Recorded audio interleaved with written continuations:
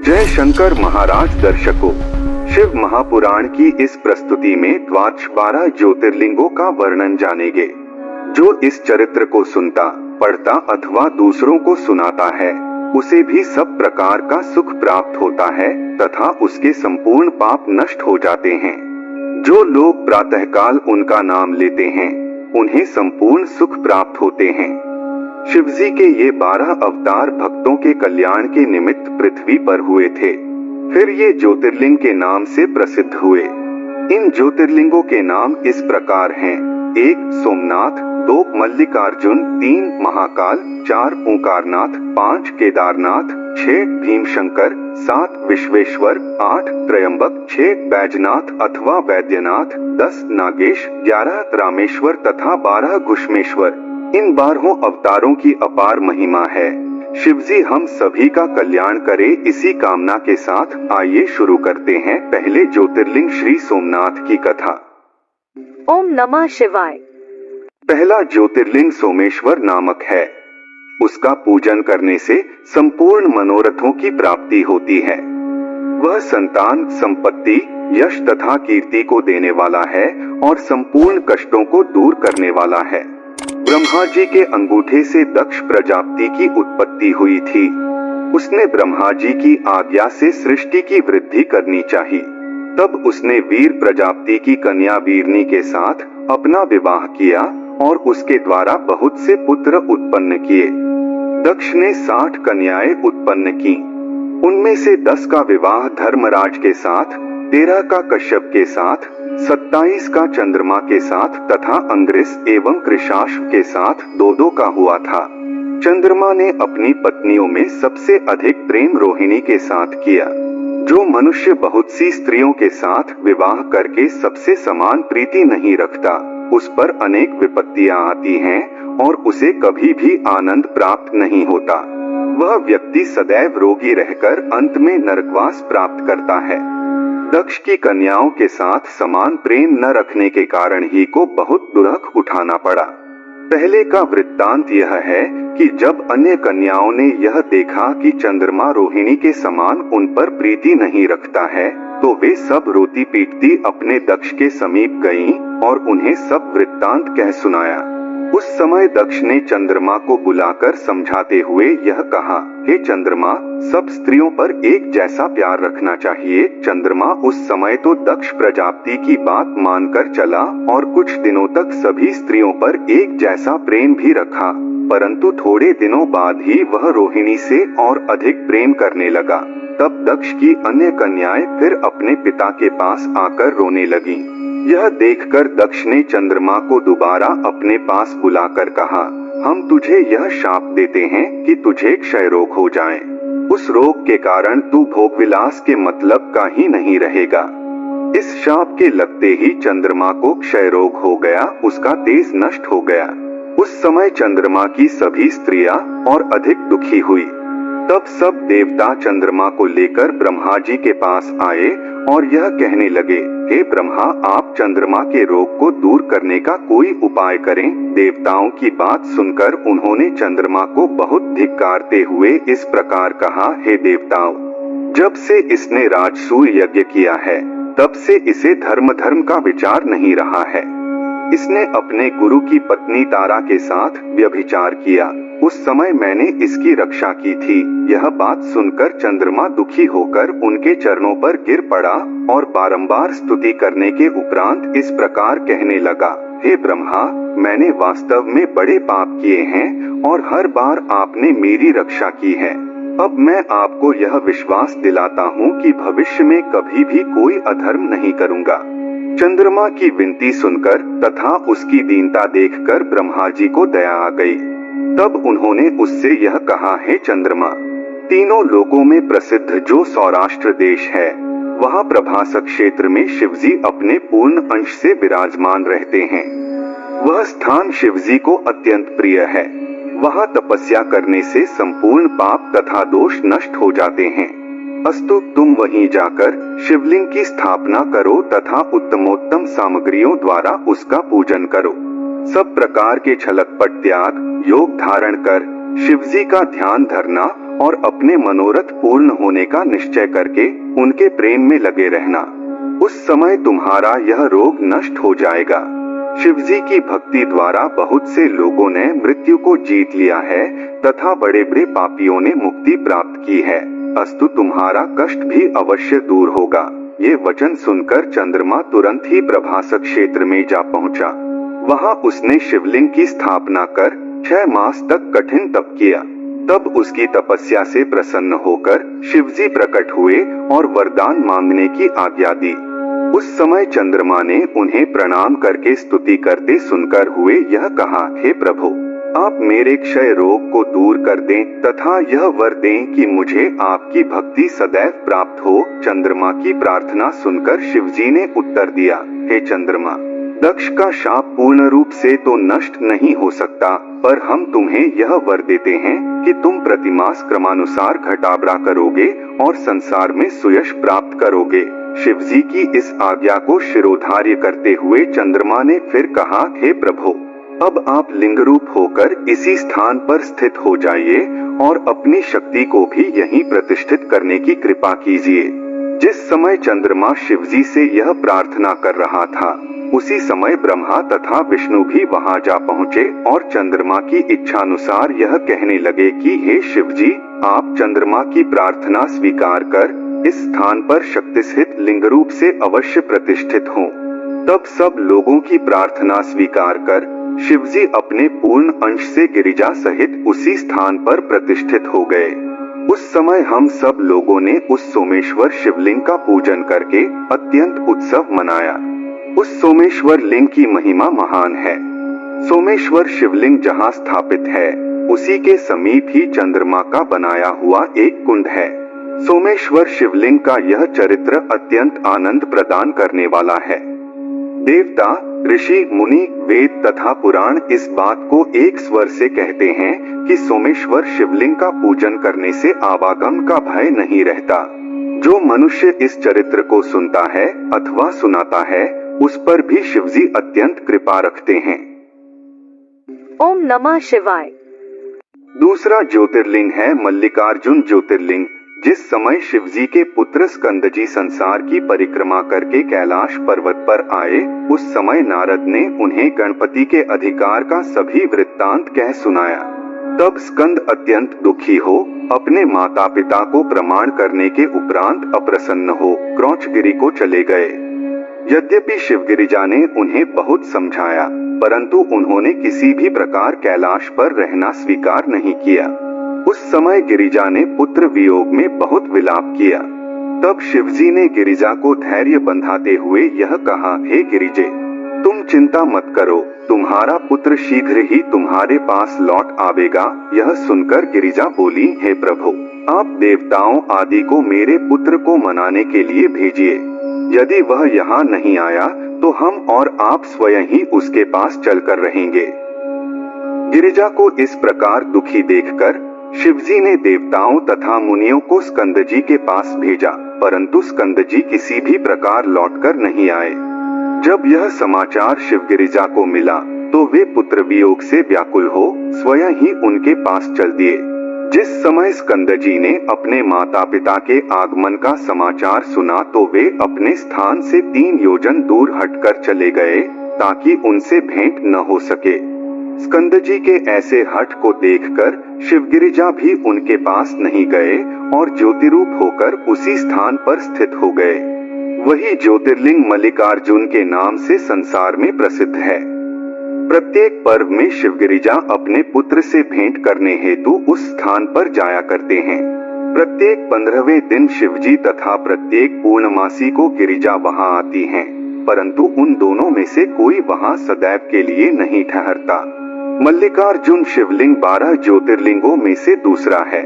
उसके दर्शन करने से सब प्रकार के आनंद प्राप्त होते हैं। उसकी महिमा तीनों लोकों में प्रकट है। इस कथा को पढ़ने सुनने से भी सब प्रकार का आनंद प्राप्त होता है। ओम नमः शिवाय। तीसरा ज्योतिर्लिंग है महाकालेश्वर। उज्जैनी नगरी में एक शिव भक्त ब्राह्मण रहा करता था। वह सदैव भस्म धारण करता, रुद्राक्ष पहनता, शिवजी के नाम का स्मरण करता तथा उन्हीं की निष्काम भक्ति में संलग्न रहता था। उस ब्राह्मण के 4 पुत्र थे, जिनके नाम इस प्रकार हैं: देवप्रिय, प्रियमेवा, सुकृत तथा धर्मवादी।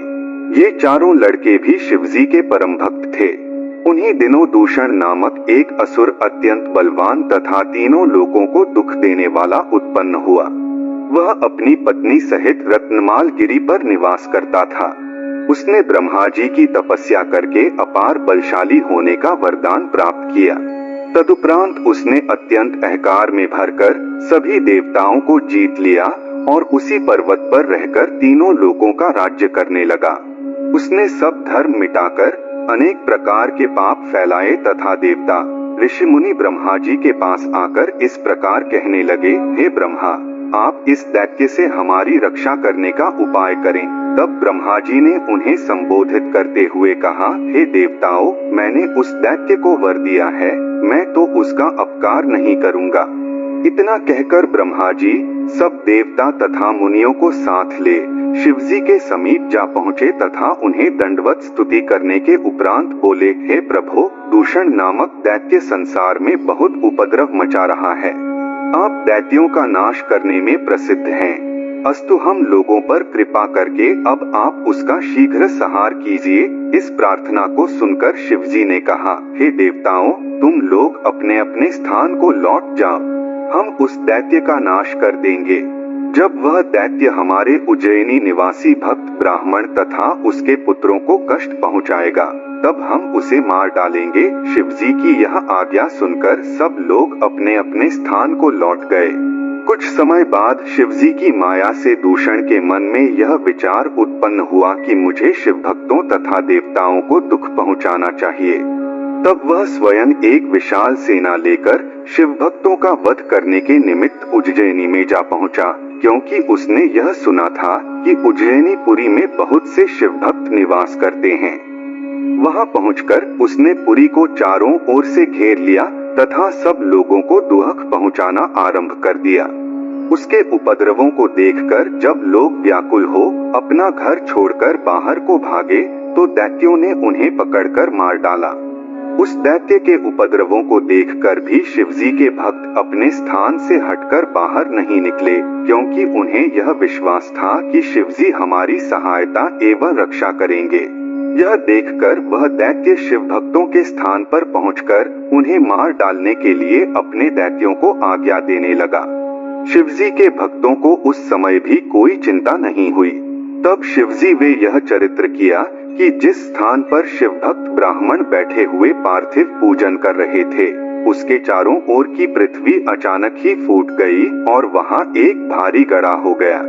उस समय पृथ्वी फटने से ऐसा महाभयानक शब्द हुआ, जिसको सुनकर तीनों लोग कांपने लगे। उस दृश्य को देखकर भी दूषण को कोई चिंता नहीं हुई और वह गड्ढे के भीतर घुसकर ब्राह्मणों के पास जा पहुंचा। उस समय शिवजी वहां प्रकट हो गए और अत्यंत क्रोध में भरकर दूषण से इस प्रकार कहने लगे: अरे मूर्ख, हम अपने भक्तों के रक्षक हैं, हम महाकाल हैं, इसलिए उचित है कि अब अपने पांव आगे मत बढ़ा। शिवजी के मुख से यह वचन सुनकर भी जब वह दैत्य नहीं माना और कुछ आगे को बढ़ा, तो उसी समय शिवजी ने एक जोर की हुंकार भरी, जिससे महाभयानक अग्नि प्रकट हुई। दूषण अपने साथियों सहित उस अग्नि में जलकर भस्म हो गया। उस समय शिवजी के दर्शन पाकर वह ब्राह्मण अपने चारों पुत्रों सहित अत्यंत प्रसन्न हो स्तुति करने लगा। देवताओं ने दुंदुभी बजाई तथा आकाश से पुष्प वर्षा हुई।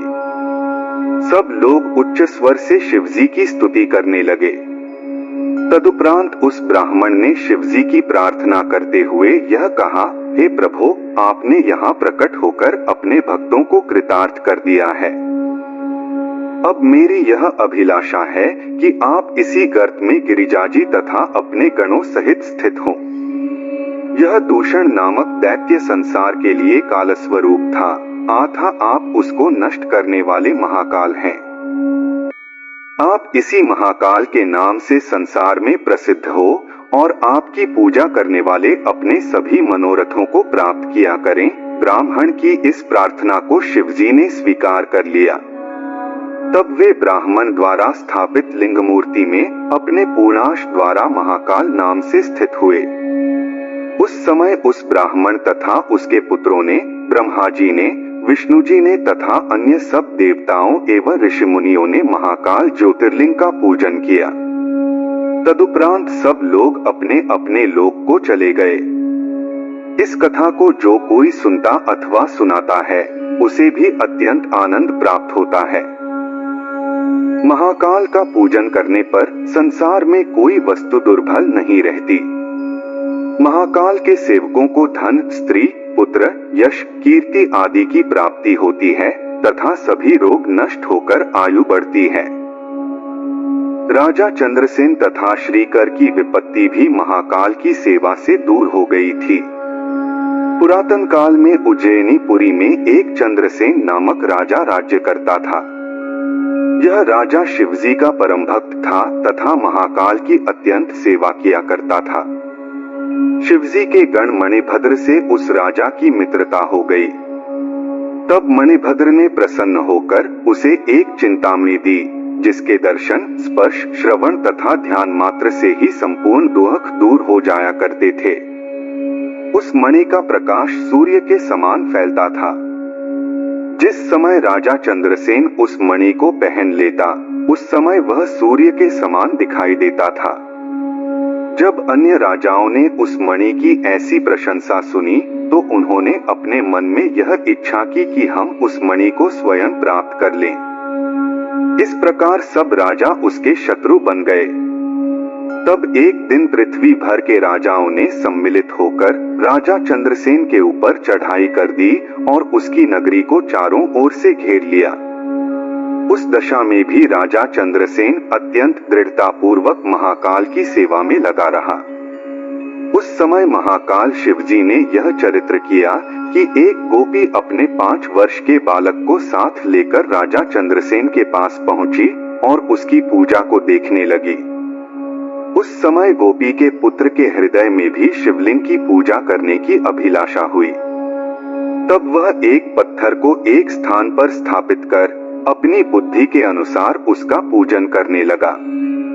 वह बालक शिवजी को प्रणाम करता हुआ आनंद विभोर हो नृत्य करने लगा। जब उसकी माता ने उसे भोजन करने के लिए बुलाया तो वह उसके पास न जाकर शिवजी की पूजा करता रहा। यह देखकर गोपी ने उसे बहुत मारा और हाथ पकड़कर अपने निकट खींचा, परंतु वह बालक शिवजी के प्रेम में डूबकर अपने स्थान से टस से मस न हुआ। यह देखकर उसकी माता ने उसके शिवलिंग को उठाकर बहुत दूर फेंक दिया और क्रोध में भरकर उसे बहुत ताड़ना दी। उस समय वह बालक मूर्छित होकर पृथ्वी पर गिर पड़ा। जब उस बालक की मूर्छा टूटी तो उसने एक अपूर्व दृश्य देखा। उसने यह देखा कि एक अति सुंदर शिवालय बना है, जिसमें अनेक प्रकार के रत्न एवं मणियां जड़ी हुई हैं। सिंहासन के ऊपर भगवान सदाशिव विराजमान हैं। इस दृश्य को देखकर वह बालक अत्यंत प्रसन्न हुआ और शिवजी को प्रणाम करके उनकी स्तुति करने लगा। फिर वह अपनी माता के अपराध की क्षमा मांगते हुए इस प्रकार कहने लगा, हे प्रभु, मेरी माता मूर्ख तथा अनपढ़ है, आप उस पर क्रोध न करें। मुझे आपकी पूजा द्वारा जो फल प्राप्त हुआ हो उसके बदले में केवल यह चाहता हूँ कि आप मेरी माता का अपराध क्षमा कर दें। इस दृश्य को देखने के उपरांत वह बालक संध्या होने पर जब अपने घर को चला तो यह देखा कि मार्ग में इंद्रलोक के समान एक अत्यंत सुंदर नगर बसा हुआ है। उस नगर में सभी भवन स्वर्ण निर्मित हैं तथा उनमें चारों ओर मणि, मुक्ता आदि रत्न जड़े हुए हैं। उन सब भवनों में उसकी माता का भवन अत्यंत सुंदर है। उस भवन के बीच में एक रत्नष्टित शैया रखी हुई है, जिसके ऊपर श्वेत वस्त्र बिछे हुए हैं तथा उस शैया के ऊपर उत्तमोत्तम वस्त्राभूषणों से अलंकृत उसकी माता गोपी शयन कर रही है। उस समय उस गोपी का शरीर अत्यंत सुंदर और प्रकाशवान था तब उस बालक ने अपनी माता के पास पहुंचकर उसे नींद से जगाया।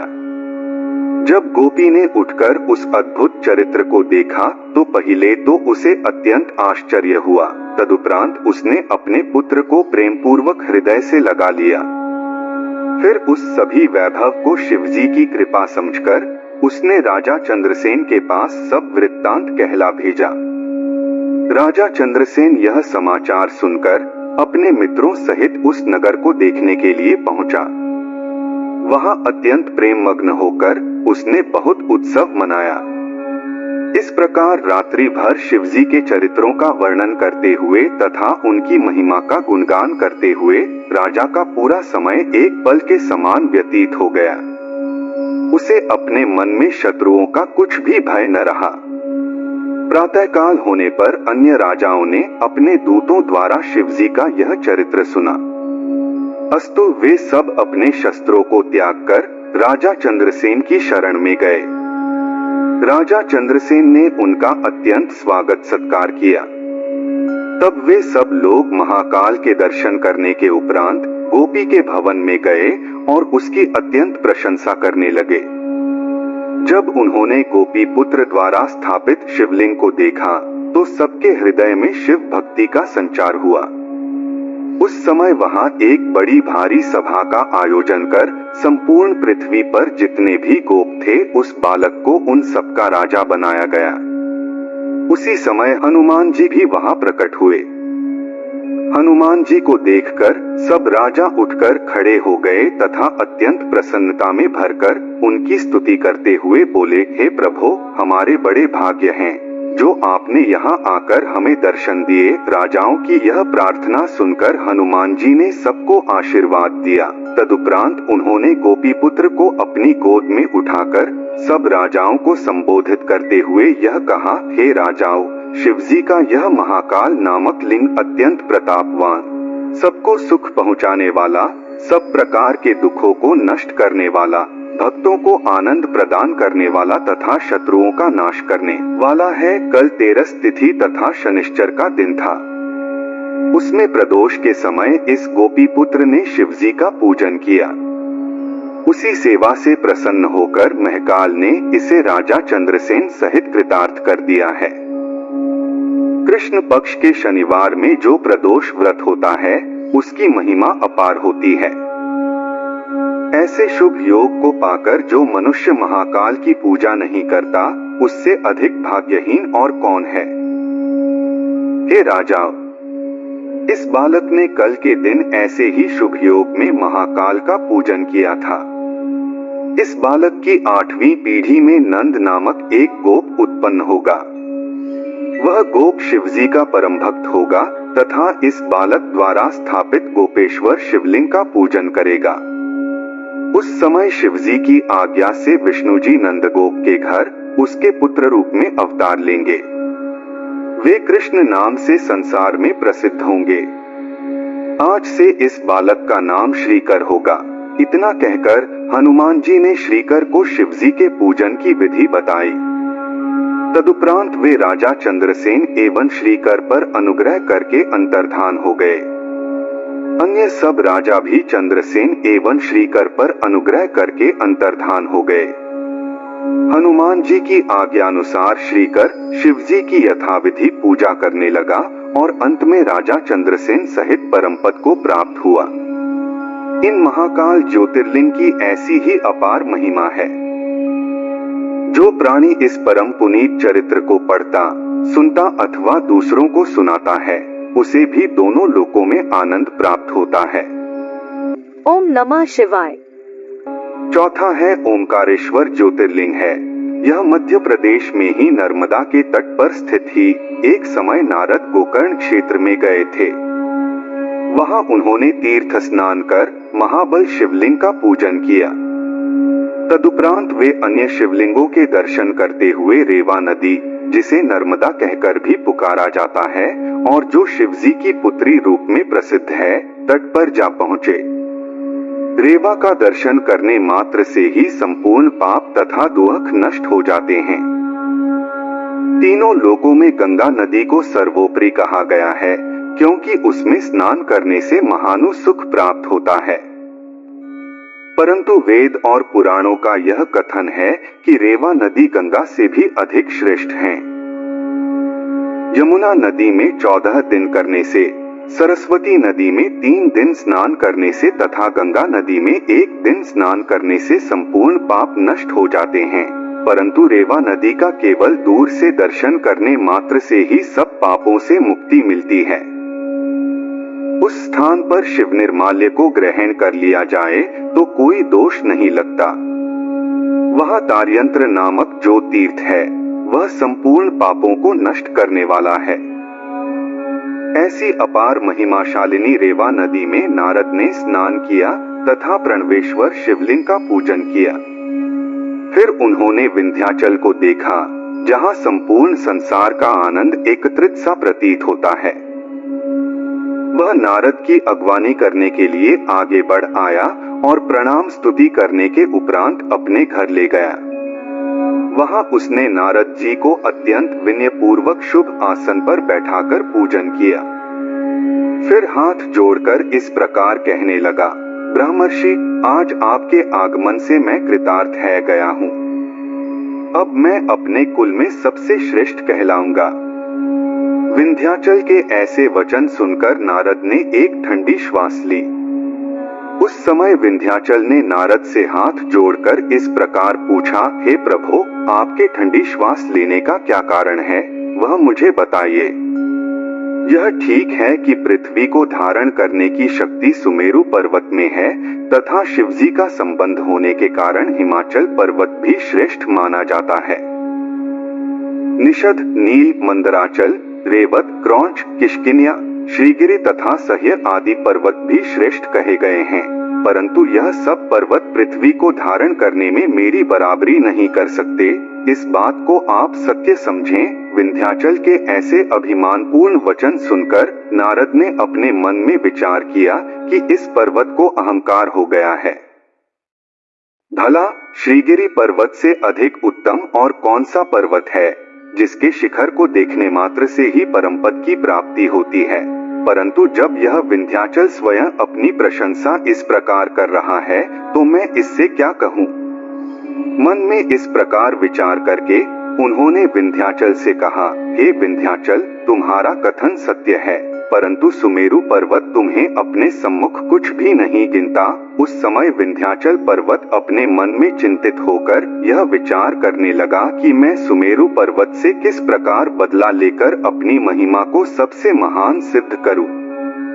बहुत कुछ सोचने के उपरांत उसने यह निश्चय किया कि यदि मैं शिवजी की शरण में जाकर उनके उपदेशानुसार आचरण करूं तो मेरी विजय हो सकती है। यह विचार करके विंध्याचल पर्वत रेवा नदी के तट पर पहुंचा, जिस स्थान पर ओंकारेश्वर शिवलिंग विराजमान है तथा जहां से रेवा नदी निकली है, वहां विंध्याचल ने अमरेश्वर नामक शिवलिंग की स्थापना की। 6 महीने तक विंध्याचल शिवजी के ध्यान एवं पूजन में निरंतर लगा रहा। तब शिवजी प्रसन्न होकर उसके सम्मुख अपने मुख्य लक्षणों सहित प्रकट हुए तथा वरदान मांगने के लिए कहने लगे। भगवान सदाशिव के उस शुद्ध स्वरूप को देखकर विंध्याचल ने प्रणाम करने के उपरांत कहा, हे प्रभु, मैं आपकी शरण में आया हूँ। सुमेरु मुझसे व्यर्थ ही बैर भाव रखता है, अस्तु आप मुझे यह वर देने की कृपा कीजिए जिससे उस पर मैं विजय प्राप्त कर सकूं। विंध्याचल की प्रार्थना सुनकर शिवजी ने एवं स्तु कहा। उस समय वहां सब देवता तथा मुनि भी आकर एकत्र हो गए और शिवजी से प्रार्थना करने लगे कि आप कृपा करके लिंग रूप से यहीं पर स्थित होइए। शिवजी इस प्रार्थना को स्वीकार कर उस लिंग में प्रविष्ट हो गए जिसे विंध्याचल ने स्थित किया था। शिवजी ने पूर्णाश से जिस लिंग में वास करना स्वीकार किया उसका नाम तारेश्वर प्रसिद्ध हुआ। तभी वहां शिवजी के अंश से एक अन्य लिंग की उत्पत्ति भी हुई जो प्रणवेश्वर के नाम से प्रसिद्ध हुआ। उस समय वहां बड़ा भारी उत्सव मनाया गया। तदुपरांत शिवजी सहित सब देवता तथा मुनि अपने अपने स्थान को चले गए। इस प्रकार शिवजी से वरदान पाकर विंध्याचल अपने घर आया और अपने मन में विचार करता हुआ यह कहने लगा कि सुमेरु पर्वत के अहंकार का कारण केवल यही है कि सूर्य तथा चंद्रमा अन्य नक्षत्रों सहित उसकी परिक्रमा करते हैं। अस्तु, मैं उसका अहंकार दूर करने के लिए आज इतना अधिक बढ़ूंगा कि सूर्य को चलने से ही रोक दूंगा। इस प्रकार निश्चय करके विंध्याचल पर्वत ने बढ़ना शुरू कर दिया और इतना बढ़ा कि उसने सूर्य की गति को रोक दिया। सूर्य की गति रुक जाने से इंद्रलोक तथा कुबेर लोक में उष्णता बढ़ गई। इन दोनों लोकों में सूर्य की किरणें एकत्रित होकर गिरने लगी। तब वहां के सब लोग उन किरणों की अग्नि में जलने लगे। एक ओर तो यह दशा थी और दूसरी ओर वरुण लोक तथा यम लोक में घोर अंधेरा छा गया, जिसके कारण वहां के सभी निवासी अत्यंत व्याकुल हुए। इस प्रकार सूर्य की गति रुक जाने से तीनों लोग अत्यंत दुखी हुए। तब सभी देवता, ऋषि, मुनि आदि मिलकर ब्रह्मा जी के पास आए और इस प्रकार कहने लगे कि हे पिता, आप किसी उपाय से हम लोगों की रक्षा करने की कृपा करें। तब उन्होंने उन्हें उत्तर देते हुए यह कहा, हे देवताओं तथा मुनियों, विंध्याचल पर्वत ने सुमेरु पर्वत पर विजय प्राप्त करने के हेतु रेवा नदी के तट पर स्थित प्रणवेश्वर लिंग की अत्यंत पूजा की है और स्वयं भी एक लिंग की स्थापना की है। अस्तु, अब तुम सब लोग मिलकर रेवा नदी के तट पर जाओ और प्रणवेश्वर शिवलिंग का पूजन करो। ब्रह्मा जी की यह बात सुनकर सब देवता, मुनि आदि प्रणवेश्वर शिवलिंग का पूजन करने गए। उस समय शिवजी ने उनकी सेवा से प्रसन्न होकर दर्शन दिया और यह कहा, हे देवताओं, हम तुम्हारी सेवा से अत्यंत प्रसन्न हुए हैं। अब हम तुम्हें यह उपाय बताते हैं कि तुम काशीपुरी में जाकर अगस्त्य मुनि से यह सब वृत्तांत कहो, वे तुम्हारे कार्य को अवश्य कर देंगे। भगवान सदाशिव इतना कहकर अंतर्धान हो गए। तब देवताओं ने अगस्त्य जी के समीप पहुंचकर उन्हें प्रणाम किया। अगस्त्य ऋषि ने जब उनसे आने का कारण पूछा, उस समय बृहस्पति ने उन्हें उत्तर देते हुए बताया, हे मुनिश्रेष्ठ, विंध्याचल ने ऊंचा बढ़कर सूर्य की गति को भी रोक दिया है। अस्तु, आप ऐसा उपाय करने की कृपा करें जिससे तीनों लोगों का दुख दूर हो। देवताओं की यह प्रार्थना सुनकर अगस्त्य जी विंध्याचल के पास जा पहुंचे। अगस्त्य मुनि के दर्शन पाते ही विंध्याचल ने अपने मन में अत्यंत भयभीत हो हाथ जोड़कर इस प्रकार कहा, हे प्रभु, आप मुझे अपना सेवक जानकर कोई आज्ञा दीजिए, मैं उसका अवश्य पालन करूंगा। यह सुनकर अगस्त्य जी ने उससे कहा, हे विंध्याचल, हम दक्षिण दिशा की ओर जा रहे हैं। अस्तु, जब तक लौटकर न आवे तब तक तुम और अधिक ऊपर न बढ़कर नीचे बने रहो। विंध्याचल ने इस बात को स्वीकार कर लिया। तब अगस्त्य जी दक्षिण दिशा की ओर चल दिए और वहां से फिर कभी भी लौटकर नहीं आए। इस प्रकार तीनों लोगों का दुख दूर हो गया। जो मनुष्य इस चरित्र को पढ़ता, सुनता अथवा सुनाता है, उसे दोनों लोकों में आनंद मिलता है। ओम नमः शिवाय। 5वां ज्योतिर्लिंग है केदारनाथ। ब्रह्मा जी का पुत्र स्वयंभू मनु अत्यंत प्रतापी हुआ। उसने मनुस्मृति बनाकर धर्म नीति संबंधी संपूर्ण विवादों को दूर कर दिया। उसने 3 कन्या तथा 2 पुत्रों को जन्म दिया, जिनके द्वारा बहुत सी संतानें हुई। उसके एक पुत्र का नाम उत्तानपाद तथा दूसरे का प्रियव्रत था। प्रियव्रत ने अपने रथ पर चढ़कर सूर्य के समान समस्त संसार का भ्रमण किया तथा सब द्वीपों एवं समुद्र का विभाजन किया। उसके घर में 7 पुत्र उत्पन्न हुए। तब उसने ब्रह्मा जी की आज्ञानुसार अपने 7 पुत्रों को एक एक द्वीप का स्वामी बना दिया और स्वयं शिवजी की सेवा में संलग्न होकर परमपद को प्राप्त किया। उसका सबसे बड़ा लड़का अग्निज नामक था। वह जम्बू द्वीप का स्वामी बना। अग्निज से नाभि नामक पुत्र की उत्पत्ति हुई। नाभि ने ऋषभदेव को जन्म दिया। ऋषभदेव के 100 पुत्र उत्पन्न हुए, जिनमें सबसे बड़े पुत्र का नाम भरत था। भरत चक्रवर्ती राजा हुआ। नाभि के अन्य पुत्रों में से 9 बालक नारद की सम्मति मानकर योगी हो गए तथा 81 बालक सिद्ध हुए। भरत तीनों लोकों में अत्यंत यशस्वी हुआ। उसके जितने बालक थे वे जिस जिस खंड के राजा हुए वह खंड उन्हीं के नाम से प्रसिद्ध हुआ। स्वयंभू मनु की आकृति नामक बड़ी पुत्री का विवाह रुचि नामक मुनि के साथ हुआ था। रुचि ने संतान प्राप्ति के हेतु विष्णु जी का बड़ा तप किया। जब विष्णु जी ने दर्शन देकर उनसे वरदान मांगने के लिए कहा तब रुचि ने उनसे यह प्रार्थना की कि हे प्रभु, मैं आपके समान पुत्र चाहता हूँ। विष्णु जी उसकी प्रार्थना स्वीकार कर अंतर्धान हो गए।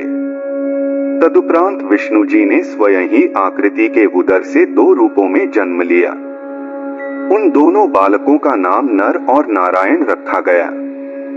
रुचि तथा आकृति ने उन दोनों को विष्णु का अवतार जानकर दीक्षा दी।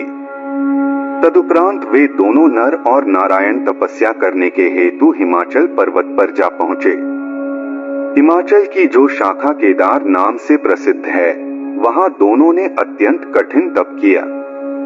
वे शिवजी का पार्थिव पूजन तथा अखंड ध्यान धरते रहते थे।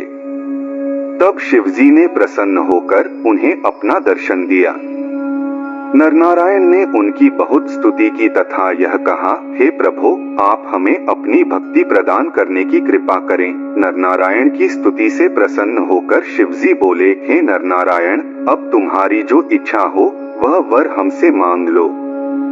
यह सुनकर नरनारायण ने कहा, हे प्रभु, आप इसी स्थान पर अपने पूर्ण अंश से स्थित रहें तथा हमें अपने चरणों की भक्ति प्रदान करने की कृपा करें। इस प्रार्थना को स्वीकार कर शिवजी उस स्थान पर ज्योतिर्लिंग होकर अपने पूर्ण अंश से स्थित हो गए तथा केदारेश्वर के नाम से प्रसिद्ध हुए। जिस स्थान पर नरनारायण केदारेश्वर शिवलिंग का पूजन करते हुए स्थित हैं, उस स्थान को बद्रीवन भी कहा जाता है। वहां देवता तथा ऋषि मुनि आदि समय समय पर पहुंचकर शिवजी का पूजन करते हैं। केदारेश्वर ज्योतिर्लिंग भरतखंड के निवासियों के संपूर्ण पापों को दूर करने वाला है। उसके दर्शन करने मात्र से ही संपूर्ण मनोकामना सिद्ध हो जाती है। यदि कोई व्यक्ति जो केदारेश्वर का दर्शन करने जा रहा हो मार्ग में ही मृत्यु को प्राप्त हो जाए तो उसे भी मुक्ति मिलती है। केदारेश्वर शिवलिंग की महिमा अपार है। विष्णु जी के अवतार श्री कृष्णचंद्र जी जब जरासंध से परास्त हो गए थे तब उन्होंने बद्रीवन में जाकर केदारेश्वर शिवलिंग का बड़ा पूजन तथा तप किया था। वे 7 महीने तक योग धारण कर केवल एक पांव से खड़े हो शिवजी का ध्यान धरते रहे थे। उस समय शिवजी ने प्रसन्न होकर उन्हें वरदान मांगने के लिए कहा। तब श्री कृष्ण जी ने उनसे अप्रमेय बल की याचना की, जिसे शिवजी ने प्रसन्नता पूर्वक प्रदान किया। जिस समय राजा पांडु के पुत्र पांडव अपने पापों से मुक्ति पाने के हेतु केदारेश्वर शिवलिंग का दर्शन करने पहुंचे थे, उस समय शिवजी भैंसे का रूप धारण कर वहां से भाग चले थे, क्योंकि वे यह नहीं चाहते थे कि ऐसे महापापियों को मुक्त किया जाए। परंतु जब पांडवों ने उनकी अत्यंत विनय की और यह कहा कि आप हमारे पाप को दूर करके कृपा पूर्वक यहीं स्थित रहें, तब शिवजी अपने पिछले धड़ से उसी स्थान पर स्थित रह गए, जिसकी सेवा द्वारा पांडवों के संपूर्ण दोहक नष्ट हो गए। शिवजी अगले धड़ से नेपाल में जा पहुंचे और हरिहर रूप धारण कर वहीं स्थित हो गए। जो मनुष्य हरिहर शिव का दर्शन करता है उसके संपूर्ण पाप नष्ट हो जाते हैं। ओम नमः शिवाय। 6वां ज्योतिर्लिंग है भीमाशंकर ज्योतिर्लिंग, जो महाराष्ट्र में ही स्थित है। पूर्व काल में भीम नामक एक अत्यंत बलशाली दैत्य हुआ। उसकी उत्पत्ति कुंभकर्ण के वीर्य द्वारा हुई थी। भीम की माता का नाम करकटी था। वह अपनी माता सहित सह्य नामक पर्वत पर निवास कर तीनों लोगों को तिनके के समान तुच्छ समझ अनेक प्रकार के उपद्रव करने लगा। एक दिन उस दैत्य ने अपनी माता से यह पूछा, हे माता, मेरे पिता का नाम क्या है और तुम यहाँ अकेली क्यों रहती हो? मेरे पिता कहाँ चले गए हैं? जो भी सत्य बात हो उसे मुझे बताओ। अपने पुत्र की बात सुनकर कर्कटी ने उत्तर दिया, हे पुत्र, तुम्हारे पिता का नाम कुंभकर्ण था। वे रावण के छोटे भाई थे। उन्हें दशरथ के पुत्र रामचंद्र ने मार डाला। यह सुनकर कर्कटी ने उसे सीताहरण से लेकर रामचंद्र जी के लंका पहुंचने तथा दैत्यों के वध का वर्णन विस्तार पूर्वक कह सुनाया। फिर यह कहा, हे पुत्र, जब मैं विधवा हो गई तो अपने माता पिता के घर आकर रहने लगी। अपने पिता की मृत्यु का समाचार सुनकर भीम अपने मन में अत्यंत क्रुद्ध हुआ तथा यह विचार करने लगा कि देवताओं ने मेरे साथ बहुत बुरा किया है, जो उन्होंने विष्णु की सहायता लेकर मेरे कुल को नष्ट करा दिया। इसके अतिरिक्त यह नियम भी है कि जो पुत्र अपने पिता का बदला न ले सके उसे अत्यंत नीच समझना चाहिए। अस्तु, अब मैं देवताओं से अपने पिता की मृत्यु का बदला लूंगा। यह विचार कर भीम ने वन में पहुंचकर अत्यंत कठिन तप करना आरंभ कर दिया। भीम के कठिन तप के कारण तीनों लोग जलने लगे। तब सब देवता तथा ऋषिमुनि आदि ब्रह्मा जी की शरण में आए और प्रार्थना करते हुए यह कहने लगे, हे ब्रह्मा, वह दैत्य कुंभकर्ण के वीर्य से उत्पन्न हुआ है और अपने पिता का बदला लेने की इच्छा से उग्र तप कर रहा है। अस्तु, आप उसे वरदान देने की कृपा करें जिससे तीनों लोगों की रक्षा हो जाए। यद्यपि वर प्राप्त हो जाने पर वह हमें दुख ही देगा, तो भी यह बात हम इसलिए कह रहे हैं कि यदि आपने उसे वर नहीं दिया तो उसके उपद्रव करने से पूर्व ही हम सब इस अग्नि में जलकर भस्म हो जाएंगे। देवताओं की प्रार्थना सुनकर ब्रह्मा जी उस दैत्य के पास जा पहुँचे और उसे वर मांगने के लिए कहने लगे। उस समय भीम ने उनकी प्रार्थना करते हुए यह कहा, हे ब्रह्मा, आप मुझे ऐसा अप्रमेय बल देने की कृपा करें जिसके द्वारा मैं अपने पिता के शत्रुओं पर विजय प्राप्त कर सकूं। यह सुनकर ब्रह्मा उसे इच्छित वरदान देकर अपने लोक को लौट आए। तब भीम अत्यंत प्रसन्न हो अपनी माता के पास जाकर यह कहने लगा, हे माता, अब मैं सब देवताओं तथा मुनियों का वध कर डालूंगा। यह कहने के उपरांत उस दैत्य ने एक ऐसा भयानक शब्द किया जिसे सुनकर तीनों लोग कांपने लगे। अस्तु, सब दैत्यों ने उसके पास पहुंचकर उसे अपना राजा बना दिया। तदुपरांत वह दैत्यों की सेना लेकर इंद्र पर चढ़ाई करने के लिए चल दिया। जिस समय वह दैत्य इंद्रलोक में पहुंचा, उस समय सब देवता उसके भय से भयभीत हो विष्णु जी की शरण में गए और उनसे अपनी रक्षा करने की प्रार्थना करने लगे। तब विष्णु जी उन्हें साथ लेकर उस दैत्य से युद्ध करने के लिए गए। विष्णु ने अस्त्र शस्त्रों का प्रयोग किया, परंतु वह किसी भी प्रकार विचलित नहीं हुआ। यह देखकर विष्णु जी ने अत्यंत क्रुद्ध हो अपने हाथ में ब्रह्मास्त्र उठाया। उस समय यह आकाशवाणी हुई, हे विष्णु, तुम इस दैत्य पर विजय प्राप्त नहीं कर सकोगे, अस्तु अपने लोक को लौट जाओ। इस दैत्य का संहार भगवान सदाशिव द्वारा होगा। इस आकाशवाणी को सुनकर विष्णु जी तुरंत अंतर्धान हो गए। तब भीम देवताओं पर विजय प्राप्त कर अपनी सेना सहित घर लौट आया। उसने देवताओं के स्थान पर दैत्यों को प्रतिष्ठित किया और उनके सब रत्न छीन लिए। ब्रह्मा जी ने तथा विष्णु जी ने तथा सब देवताओं ने उस समय शिव जी की शरण में पहुंचकर दंड प्रणाम करने के उपरांत स्तुति करते हुए भीम का सब वृत्तांत कह सुनाया तथा यह प्रार्थना की, हे प्रभु, आपके अतिरिक्त उस दैत्य को अन्य कोई नहीं मार सकता। यह सुनकर शिव जी ने उत्तर दिया, हे देवताओं, जब वह भीम नामक दैत्य कामरूप देश के राजा प्रियधर्म को दुहक पहुंचाएगा, तब हम उसका संहार करेंगे। यह सुनकर सब लोग अपने घर लौट आए। उधर एक दिन भीम ने अपने मन में यह विचार किया कि यदि शिवजी रामचंद्र को अपना बाण न देते तो वे मेरे पिता को नहीं मार सकते थे। शिवजी के कारण ही सब देवता ऋषि मुनि निर्भय रहते हैं। अस्तु, अब मुझे शिवजी को नष्ट करने का उपाय करना चाहिए। शिवजी कहीं दिखाई नहीं देते, इसलिए यदि मैं उनके भक्तों को दुख पहुंचाना आरंभ कर दूं तो वे उन्हें बचाने के हेतु किसी दिन अवश्य प्रकट होंगे।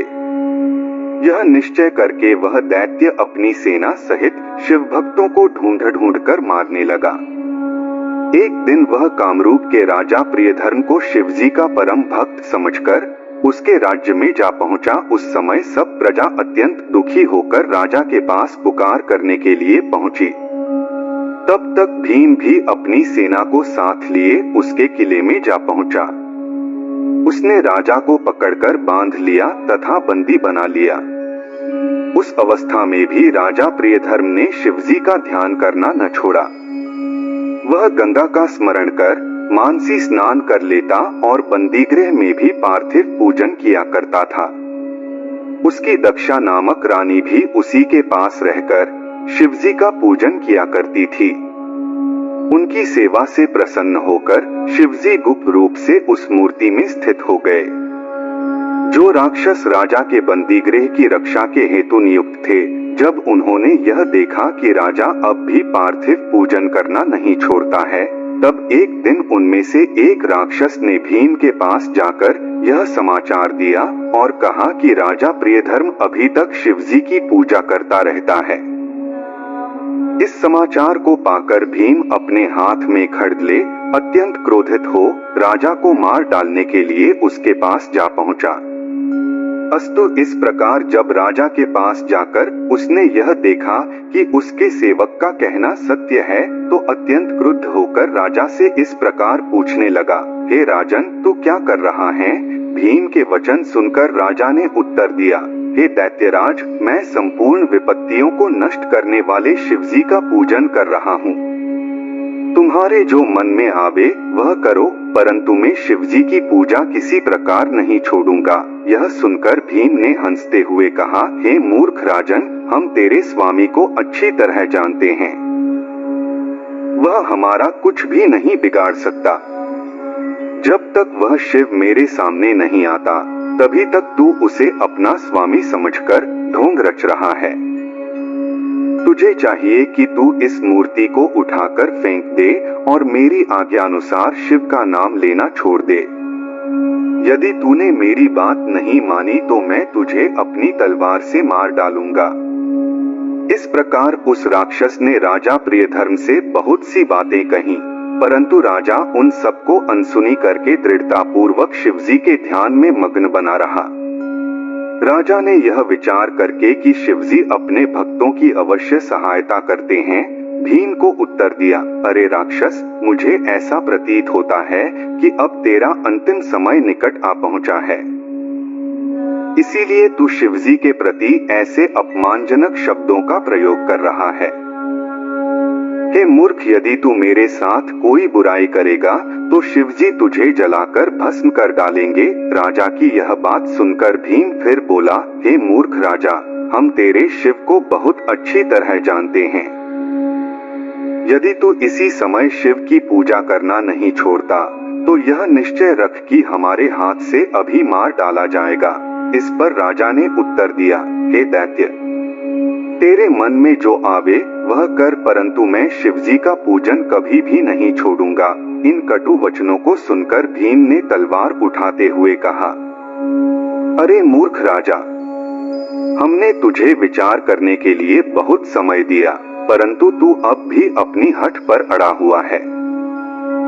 अब हम अपने खड्ग द्वारा तेरा मस्तक काटते हैं। तो अपने शिव का स्मरण कर ले, देखें वह किस प्रकार तेरी रक्षा करता है। कहकर भीम ने जैसे ही अपना खड्ग चलाया, उसी समय शिवजी राजा प्रियधर्म द्वारा स्थापित पार्थिव मूर्ति से प्रकट होकर उसके सामने आ खड़े हुए। जिस समय भीम ने शिवजी के महाभयानक स्वरूप को देखा, उस समय वह अत्यंत भयभीत हो गया। तब शिवजी ने उसे संबोधित करते हुए उच्च स्वर में इस प्रकार कहा, हे दैत्यराज, अब तू अपना बल हमें दिखा और हमारी शक्ति को स्वयं देख। शिवजी के मुख से यह वचन सुनकर भीम उनसे युद्ध करने के हेतु तैयार हो गया। तब शिवजी तो भीम के साथ युद्ध करने लगे और उनके गण दैत्यों के साथ युद्ध करने में प्रवृत्त हुए। वह वह युद्ध ऐसा भयानक था कि ब्रह्मा जी तथा विष्णु जी आदि देवता भी उसे देखकर आश्चर्य में आ गए। भीम ने शिवजी के ऊपर जितने भी अस्त्र शस्त्र छोड़े, उन सबको भगवान शंकर ने अपने बाणों द्वारा काट डाला। तदुपरांत उन्होंने अपने त्रिशूल का एक ऐसा प्रहार किया कि उसके लगते ही भीम मूर्छित हो पृथ्वी पर गिर पड़ा। उस युद्ध को देखकर ब्रह्मा जी ने नारद को शिवजी के पास यह कहने के लिए भेजा कि अब आप और अधिक विलंब न करके भीम को मार डालिए। इस संदेश को लेकर जब नारद शिवजी के पास पहुँचे, उस समय शिवजी ने यह उत्तर दिया, हे नारद, तुम देवताओं से जाकर यह कह दो कि हम थोड़ी ही देर में शत्रु को मार डालेंगे। जिस समय नारद शिवजी की आज्ञा सुनकर देवताओं के पास लौटे, तभी सब दैत्यों ने मिलकर शिवजी के ऊपर एक साथ चढ़ाई कर दी। उस समय देवताओं में हाहाकार मच गया। उस समय शिवजी ने अत्यंत क्रुद्ध होकर एक जोर की हुंकार भरी, जिससे ऐसी ज्वाला उत्पन्न हुई कि उसमें पड़कर सभी दैत्य भस्म हो गए। भीम भी उसी अग्नि में जलकर नष्ट हो गया। तदुपरांत उन दैत्यों के शरीर की भस्म नासिका की वायु का आश्रय पाकर भगवान सदाशिव एवं अन्य देवताओं को स्पर्श करती हुई पृथ्वी पर गिर पड़ी, जिसके द्वारा सहस्रों गुणकारक औषधियों की उत्पत्ति हुई। सिद्ध लोग उन औषधियों की सहायता से अनेक प्रकार के रूप धारण कर लेते हैं। भगवान सदाशिव की उस लीला को देखकर सभी देवता अत्यंत आनंदित हुए। तब उन्होंने हाथ जोड़कर स्तुति करते हुए शिवजी से यह प्रार्थना की, हे प्रभो, आप इस स्थान पर अपने पूर्ण अंश से विराजमान होने की कृपा करें। देवताओं की प्रार्थना पर शिवजी अपने पूर्ण अंश से उस स्थान पर स्थित हुए जहां उन्होंने भीम को जलाकर भस्म कर डाला था। वह लिंग भीमशंकर के नाम से संसार में प्रसिद्ध हुआ। जो भीमशंकर ज्योतिर्लिंग के इस चरित्र को पढ़ता, सुनता अथवा दूसरों को सुनाता है, उसकी संपूर्ण मनोकामनाएं पूर्ण होती हैं। ओम नमः शिवाय। ओम नमः शिवाय। 7वां ज्योतिर्लिंग है विश्वनाथ ज्योतिर्लिंग। काशीपति विश्वनाथ ज्योतिर्लिंग पापों को नष्ट करने वाले तथा मोक्ष प्रदान करने वाले हैं। भगवान विश्वनाथ ब्रह्महत्या का पाप भी दूर कर देते हैं। भगवान सदाशिव का यह वचन है कि निर्गुण सगुण ब्रह्मा में कोई अंतर नहीं है, अस्तु दोनों को ही एक ही रूप समझना चाहिए। जब ब्रह्मा ने सगुण रूप धारण किया तो उन्होंने अपने शरीर द्वारा शक्ति को भी प्रकट किया। इस प्रकार वह एक रूप दो रूपों में विभाजित हो गया। उन्होंने अपनी प्रकृति रूपा शक्ति द्वारा लीला करने के हेतु 5 कोस के विस्तार वाले एक क्षेत्र का निर्माण किया, जिसे आनंदवन, काशी, वाराणसी, अविमुक्त, रुद्र क्षेत्र तथा महाश्मशान आदि अनेक नामों से पुकारा जाता है। वह स्थान शिवजी तथा उनकी शक्ति को अत्यंत प्रिय है। शिव तथा शक्ति ने उस स्थान में बहुत समय तक विहार किया। तदुपरांत उन्होंने यह इच्छा की हम किसी बलवान पुरुष को उत्पन्न करें। अस्तु उन्होंने अपनी बाई भुजा द्वारा एक अत्यंत सुंदर मनुष्य को, जो 4 भुजाएं धारण किए हुए था, उत्पन्न किया। उसने जन्म लेते ही शिवजी को प्रणाम करते हुए पूछा, हे प्रभो, मेरा क्या नाम है और आप मुझे किस कार्य को करने की आज्ञा देते हैं? उस पुरुष की बात सुनकर शिवजी ने कहा, हे पुत्र, तुम तीनों लोकों के स्वामी होने के कारण संसार में विष्णु नाम से प्रसिद्ध होगे। अब तुम कठिन तपस्या करो, जिससे तुम्हारे तेज की और अधिक वृद्धि हो। इतना कहकर शिवजी ने विष्णु जी को श्वास मार्ग द्वारा संपूर्ण वेदों का ज्ञान प्राप्त करा दिया और स्वयं अंतर्धान हो गए। तब शिवजी की आज्ञा मानकर विष्णु जी ने तपस्या करने के हेतु सर्वप्रथम एक पुष्करिणी को अपने हाथों से खोदा, फिर उसे अपने पसीने के जल से भरने के उपरांत 50 सहन वर्षों तक ध्यान में मग्न हो गए। जब उस तपस्या का कोई फल नहीं मिला, तब वे अत्यंत चिंतित हुए। उसी समय उन्हें यह आकाशवाणी सुनाई दी कि हे विष्णु, तुम फिर तपस्या करो, तब तुम्हें वर प्राप्त होगा। आकाशवाणी को सुनकर विष्णु जी ने पुनः तप करना आरंभ किया। उससे प्रसन्न होकर शिवजी ने शक्ति सहित प्रकट होकर विष्णु को अपना दर्शन दिया। उस समय शिवजी के कान से एक मणिकर्णिका निकलकर उस स्थान पर गिर पड़ी, जिससे वह स्थल संसार में मणिकर्णिका के नाम से प्रसिद्ध हुआ। तदुपरांत जब शिवजी ने विष्णु जी से वर मांगने के लिए कहा, तो विष्णु जी ने उनकी स्तुति करते हुए यह प्रार्थना की, हे प्रभु, आप मुझे अपनी अप्रमेय भक्ति का वर दीजिए तथा ऐसी कृपा कीजिए जिससे यह स्थान सर्वश्रेष्ठ पद को प्राप्त हो। शिवजी ने विष्णु की यह प्रार्थना स्वीकार करने के उपरांत कहा, हे विष्णु, तुम सृष्टि को उत्पन्न करने के हेतु पुनः तपस्या करो। विष्णु जी द्वारा बहुत समय तक दोबारा तपस्या करने पर भी शिवजी प्रसन्न नहीं हुए, क्योंकि वे कुछ और लीला करना चाहते थे। उधर तपस्या करते करते विष्णु जी के शरीर से इतना पसीना निकला कि संपूर्ण पृथ्वी जल से भर गई। उस जल को देखकर विष्णु जी अत्यंत चिंतित हुए, परंतु शिवजी की माया के कारण वास्तविक भेद को नहीं जान सके। जिस समय काशी उस जल में डूबने लगी, तब शिवजी ने उसे अपने त्रिशूल पर धारण कर ऊपर उठा लिया। उस समय शिवजी ने यह चरित्र किया कि विष्णु जी की नाभि से, जो कि तालाब के समान गहरी तथा चौड़ी थी, एक कमल उत्पन्न हुआ। वह कमल करोड़ों सूर्यों के समान प्रकाशवान था। तदुपरांत शिवजी ने अपनी दाहिनी भुजा से ब्रह्मा जी को उत्पन्न करके उस कमल के ऊपर बैठा दिया, परंतु शिवजी की माया में मोहित होने के कारण उन्हें यह ज्ञान न हो सका कि मैं किस प्रकार उत्पन्न हुआ हूँ। उस कमल पर बैठे हुए जब ब्रह्मा जी अपने जन्म के विषय में सोच रहे थे, तभी अचानक ही उन्हें यह ध्यान आया कि जहाँ से यह कमल उत्पन्न हुआ होगा, वह स्थान ही मेरी उत्पत्ति का मूल होगा।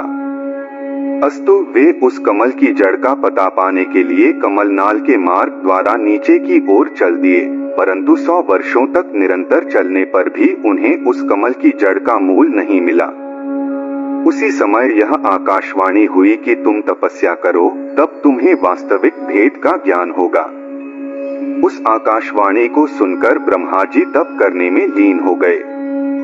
तदुपरांत शिवजी ने अपनी लीला द्वारा विष्णु जी को सचेत करके ब्रह्मा जी के पास भेजा।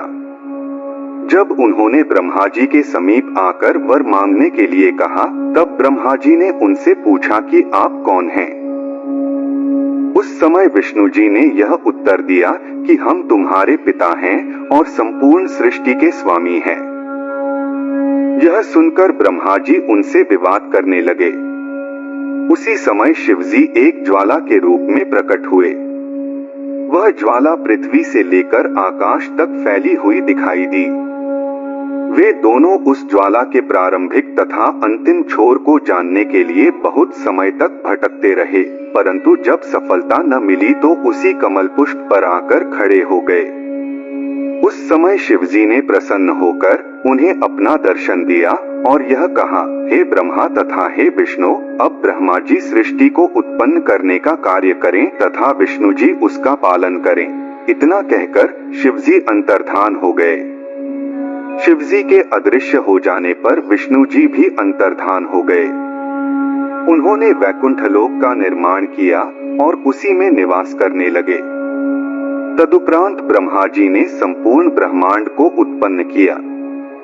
इस सृष्टि में जो 50 कोटि योजन विस्तार के 14 लोक तथा पृथ्वी के ऊपर नीचे 14 भुवन दिखाई देते हैं, वे सब ब्रह्मा जी द्वारा उत्पन्न किए हुए हैं। भगवान सदाशिव स्वयं निर्गुण रूप से सर्वत्र व्याप्त हैं तथा ब्रह्मा, विष्णु और हर उनके सगुण रूप में प्रकट होकर सांसारिक कार्यों को किया करते हैं। शिवजी के स्वरूप 2 प्रकार के कहे गए हैं, पहला अक्षर, दूसरा अक्षर। भगवान सदाशिव निर्गुण तथा सगुण रूप से सब जगह विद्यमान हैं। उनकी महिमा को कोई भी नहीं जान पाता। सभी प्राणियों को यह उचित है कि जब तक निर्गुण रूप का पूरा हाल न जान लें, तब तक सगुण रूप के जानने में लगे रहें। जो भक्त निर्गुण रूप को जान लेता है, उसके संपूर्ण पाप नष्ट हो जाते हैं। जब निर्गुण रूप का ज्ञान प्राप्त हो जाता है, तब जीव के सभी कार्य छूट जाते हैं और उसे संपूर्ण लोक ब्रह्म रूप दिखाई देने लगते हैं। यह ज्ञान अत्यंत कठिन तथा दुर्लभ है। इसे कोई कोई सत्पुरुष ही जान पाते हैं। अनेक जन्मों के अभ्यास द्वारा योगियों को यह ज्ञान बहुत अल्प मात्रा में होता है। एक दिन जब शिवजी ने संसार के कल्याण के निमित्त यह विचार किया कि ब्रह्मा ने हमारी आज्ञा द्वारा सृष्टि को तो उत्पन्न किया, ब्रह्मांड के जीव अपने कर्मों में बंधे रहकर हमारे स्वरूप को किस प्रकार जान सकेंगे, तब उन्होंने यह लीला की कि जिस काशी को उन्होंने अपने त्रिशूल पर उठा रखा था, उसे पुनः पृथ्वी पर स्थापित कर दिया। तदुपरांत उन्होंने अपने लिंग अविमुक्त अर्थात विश्वनाथ को काशी में स्थापित करके यह कहा, काशी हमारा क्षेत्र है, अस्तु यह कभी प्रलयकाल में भी नष्ट नहीं होगा। इसकी उत्पत्ति हमारे अंश से हुई है, इसलिए यह हमें अत्यंत प्रिय है। जो मनुष्य इस काशी के दर्शन करेंगे वे आवागम से छूट जाएंगे, और जो यहाँ की यात्रा करेंगे वे परमपद को प्राप्त हुआ करेंगे। जब हम समय पाकर प्रलय किया करेंगे, उस समय इस काशी को अपने त्रिशूल पर उठाकर बचा लिया करेंगे। तदुपरांत जब ब्रह्मा पुनः सृष्टि को उत्पन्न करेंगे, तब हम इसे फिर उसी स्थान पर स्थित कर दिया करेंगे। अब तुम इस काशी में निवास करके यहाँ की रक्षा करो। भगवान सदाशिव ने विश्वनाथ लिंग से यह कहकर उन्हें काशी सहित मृत्यु लोक में लाकर स्थापित कर दिया। तभी से यह काशी पापों को नष्ट करने वाली प्रसिद्ध है। विश्वनाथ ज्योतिर्लिंग समस्त प्राणियों को भवसागर से पार उतारा करता है। उस स्थान पर मुक्ति दासी के समान निवास किया करती है। जो मनुष्य किसी भी प्रकार मोक्ष प्राप्त करने योग्य नहीं हैं, उन्हें भी काशी मुक्ति प्रदान करती है। भगवान सदाशिव की आज्ञानुसार काशी संपूर्ण दुखों को नष्ट करने में कुल्हाड़ी के समान है। उस कोशी को पाकर विश्वनाथ जी भी अत्यंत प्रसन्न हुए तथा संपूर्ण संसार सनाथ हो गया। जब विश्वनाथ जी काशी सहित लिंग रूप में प्रकट हुए, तब ब्रह्मा जी तथा विष्णु जी अपने गणों सहित शिव नाम का उच्चारण करते हुए उस स्थान पर जा पहुँचे। सब देवता, दिक्पाल, सनकादिक तथा रिद्धि सिद्धियों सहित इंद्र भी वहां जा पहुँचे। तब सब लोगों ने बड़ा उत्सव करके सुख प्राप्त किया और उस विश्वनाथ लिंग की पूजा की। तदुपरांत जब सब लोगों ने मिलकर स्तुति की, उस समय शिवजी ने अत्यंत प्रसन्न होकर उन्हें अपना दर्शन दिया। शिवजी का वह स्वरूप अत्यंत सुंदर तथा चतुर्भुजी था। उनके संपूर्ण गौर शरीर पर श्वेत भस्म लगी हुई थी और प्रत्येक अंग सुडौल थे। भगवान सदाशिव के उस स्वरूप को देखकर सब लोग कृतार्थ हो गए। तदुपरांत सबने उन्हें प्रणाम करते हुए यह स्तुति की, हे प्रभो, आप इस काशीपुरी में सदैव स्थित रहें तथा यह क्षेत्र अविमुक्त के नाम से प्रसिद्ध हो। आपका यह विश्वनाथ नामक लिंग सबसे श्रेष्ठ तथा पूर्ण अंश संयुक्त है, अस्तु यह यहाँ पर सदैव स्थित रहे। सब लोगों की इस प्रार्थना को सुनकर शिवजी ने एवंस्तु कहा। शक्ति तथा नंदी ने भी सबकी इस प्रार्थना को स्वीकार किया। वह ज्योतिर्लिंग विश्वेश्वर, विश्वनाथ तथा अविमुक्त नाम से संसार में प्रसिद्ध है। उसका दर्शन, पूजन एवं स्मरण करने से संपूर्ण मनोकामनाएं सिद्ध होती हैं। तीनों लोकों में काशीपुरी के समान न तो कोई दूसरी पुरी है और न विश्वनाथ लिंग के समान अन्य कोई लिंग है। ओम नमः शिवाय। 8वां ज्योतिर्लिंग है त्र्यंबकेश्वर। गौतम ऋषि शिवजी के परम भक्त थे। वे अपने मस्तक पर भस्म लगाते, सब अंगों में रुद्राक्ष धारण करते तथा हर समय शिवजी के नाम का जप किया करते थे। वे राजा जनक के पुरोहित थे। उनकी अहिल्या नामक पत्नी परम पतिव्रता थी। जब उनके पुत्र उत्पन्न हुए, तब वे अपने शिष्यों तथा परिवार सहित ब्रह्मशैल की दक्षिण दिशा की ओर जाकर एक स्थान पर तपस्या करने में संलग्न हुए।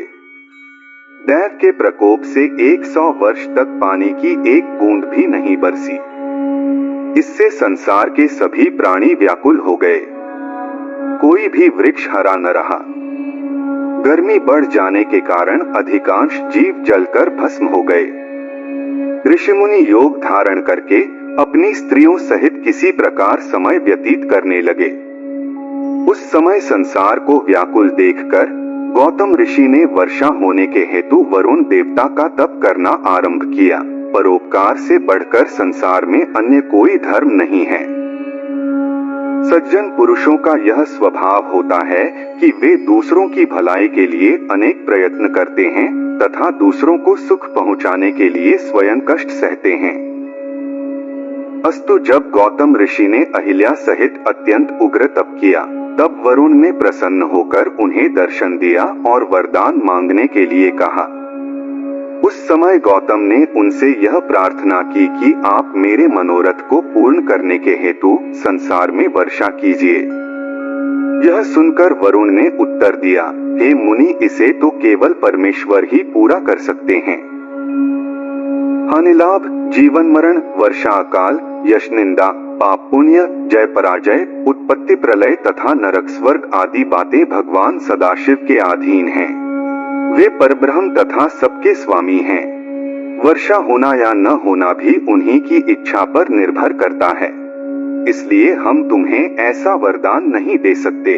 परंतु हे गौतम, एक बात यह भी आ पड़ी है कि यदि हम तुम्हें वर नहीं देते तो यह कार्य धर्म के विरुद्ध होता है। अतः अब तुम कृपा करके कोई ऐसा वर मांगो जिसे हम प्रसन्नता पूर्वक दे सकें। वरुण देवता की बात सुनकर गौतम ऋषि ने कहा, अच्छा, आप मुझे एक अक्षय जल का कुंड दे दीजिए। इससे मेरी बात भी रह जाएगी और आपका आगमन भी सार्थक रहेगा। यह सुनकर वरुण देवता ने अत्यंत प्रसन्न होकर गौतम की प्रशंसा की और एक अक्षय कमल देते हुए यह कहा, हे ऋषि, तुम पृथ्वी में एक गड्ढा बनाओ और उस गड्ढे इस अक्षय कमल को डाल दो। हमारी कृपा से वह गड्ढा जल से सदैव भरा रहेगा। तब वरुण की आज्ञानुसार गौतम ने पृथ्वी में एक गड्ढा खोदा। उसे जल से परिपूर्ण कर देने के उपरांत वरुण ने यह कहा, हे ऋषि, यह गड्ढा जिसका विस्तार 1 हाथ है, परम पवित्र तीर्थ होकर तुम्हारे नाम से प्रसिद्ध होगा और सदैव जल से परिपूर्ण बना रहेगा। जो लोग इस तीर्थ की सेवा करेंगे उन्हें संपूर्ण मनोरथों की प्राप्ति होगी। इतना कहकर वरुण देवता अंतर्धान हो गए। उस समय गौतम ऋषि भी उस कुंड का जल पीकर अपनी पत्नी सहित अत्यंत आनंदित हुए। गौतम ऋषि ने उस कुंड के समीप अपने शिष्यों द्वारा खेती कराई। यह समाचार संपूर्ण संसार में फैल गया।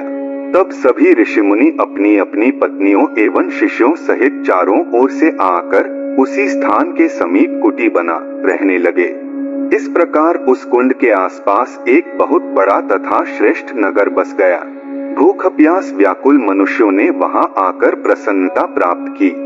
वरुण देवता के वरदान के कारण उस गौतम कुंड का यह प्रभाव था कि उसमें से चाहे जितना जल भरा जाए, परंतु वह कभी भी कम नहीं होता था। एक दिन शिवजी की माया के वशीभूत होकर गौतम ऋषि ने अत्यंत अहंकार में भरकर अपने शिष्यों को उस कुंड से शीघ्रतापूर्वक जल लाने के लिए भेजा। जिस समय गौतम के शिष्य उस कुंड के तट पर पहुँचे, उसी समय मुनियों की अन्य स्त्रियां भी अपने मस्तक पर घड़े रखे हुए वहां आ पहुंची। उन्होंने गौतम के शिष्यों से यह कहा कि पहले हम पानी भर लें, तब तुम बाद में भर लेना।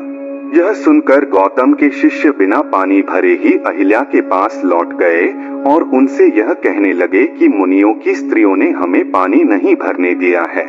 तब अहिल्या उन शिष्यों को साथ लिए कुंड पर जा पहुंची और खड़े होकर अपने सामने शिष्यों से जल भरवाकर घर को लौट आई। यह दशा देखकर मुनियों की पत्नियां अत्यंत क्रुद्ध हो बिना पानी लिए ही अपने घर लौट गईं और अपने पतियों को रो रो कर झूठी सच्ची बातें मिलाकर सब हाल सुनाने लगी। स्त्रियों का तो स्वभाव ही झूठ बोलने का होता है। स्त्री को विष से भी अधिक भयानक समझना चाहिए। इसका प्रत्यक्ष प्रमाण यह है कि शिवजी हलाहल विष पीकर भी सदैव जागते रहते हैं, परंतु विष्णु स्त्री के मोह में पड़कर सो जाया करते हैं। राजा दशरथ को ही देखो, उन्होंने स्त्री के अधीन होकर रामचंद्र जैसे अपने लड़के को घर से निकाल दिया। कहावत है कि ऐसी कौन सी वस्तु है जो समुद्र में नहीं समा सकती, ऐसी कौन सी वस्तु है जिसे अग्नि नहीं जला सकती, ऐसा कौन सा मनुष्य है जिसे मृत्यु नहीं मार सकती, और ऐसा कौन सा कर्म है जिसे स्त्री नहीं कर सकती। तब उन स्त्रियों की बात सुनकर ऋषि मुनियों ने अत्यंत क्रुद्ध होकर गौतम को कष्ट पहुंचाने का निश्चय किया। फिर वे इसी उद्देश्य से गणपति का पूजन करने लगे। कुछ समय बाद उनकी सेवा से संतुष्ट होकर गणपति ने दर्शन दिया तथा यह कहा, हे मुनियों, तुम्हारी अभिलाषा शुभ नहीं है, तुम्हें अपने हाथों अपना ही विनाश करना उचित नहीं। यह सुनकर उन मुनियों ने एकमत होकर कहा, हे गणेश जी, हम सबने गौतम को दुख पहुंचाने का निश्चय कर लिया है। हमारी यह प्रार्थना है कि आप गौतम को कष्ट अवश्य पहुंचाएं। तब गणेश जी उन्हें समझाते हुए बोले, हे मुनियों, जिसने गौतम ऋषि पर ऐसी कृपा की है वही उनकी रक्षा भी करेगा। शिवजी की प्रसन्नता के कारण गौतम का कोई अनिष्ट न होगा, परंतु शिवजी की इच्छा के विरुद्ध होने के कारण तुम सब लोग अत्यंत दुख उठाओगे। इतना कहकर गणेश जी अंतर्धान हो गए। फिर वे अत्यंत दुर्बल गौ का स्वरूप धारण कर गौतम के खेत को चरने लगे। संयोगवश उसी समय गौतम भी अपने खेत के समीप जा पहुँचे। जब उन्होंने गौ को खेत धरते हुए देखा तो उसे एक तिनके द्वारा बाहर निकालने का प्रयत्न करने सके, परंतु उस तिनके का स्पर्श पाते ही वह गौ इस प्रकार पृथ्वी पर गिर पड़ी जैसे किसी ने उसके ऊपर वज्र का प्रहार कर दिया हो। गौतम ने यह समाचार अपने शिष्यों को सुनाया। उस समय सब ऋषि मुनि गौतम जी के पास आ पहुँचे और उन्हें धिक्कारते हुए इस प्रकार कहने लगे, हे गीतम, तुम्हें, तुम्हारी स्त्री को तथा तुम्हारे 3 प्रकार के तप, हवन, धर्म, विद्या, चातुर्य, जागरण, कला आदि सबको धिक्कार है। तुमने गौ की हत्या की है। यदि तुम यहाँ रहोगे तो कोई देवता और पितर अपना भाग लेने नहीं आएंगे। इसी प्रकार उन मुनियों की पत्नियों ने भी अहिल्या से बहुत दुर्वचन कहे। तदुपरांत उन सब ने मिलकर यह निश्चय किया कि आज से कोई भी गौतम का मुख न देखे। फिर उन्होंने गौतम, अहिल्या तथा गीतम के शिष्यों को कंकड़ मारना आरंभ कर दिया और उन्हें अपने स्थान से निकाल दिया। उस समय गौतम ने बहुत प्रकार से विनती करते हुए उन ऋषि मुनियों से कहा, हे महानुभावों, हम यहाँ से चले जाते हैं। फिर गौतम और अहिल्या अपने शिष्यों सहित वहाँ से हटकर 1 कोस की दूरी पर जाकर रहने लगे। उस समय गौतम ने यह विचार किया कि जब तक गौहत्या का पाप नहीं छूट जाएगा तब तक न तो किसी को हम छुएंगे और न देवता, पितर आदि का ही कुछ कर्म करेंगे। यदि कोई मनुष्य धोखे से उधर आ निकलता तो वह अपने मुख को कपड़े से ढांककर उन्हें कंकड़ मारता था। उस समय वे अत्यंत व्याकुल होकर रुदन करने लगते थे।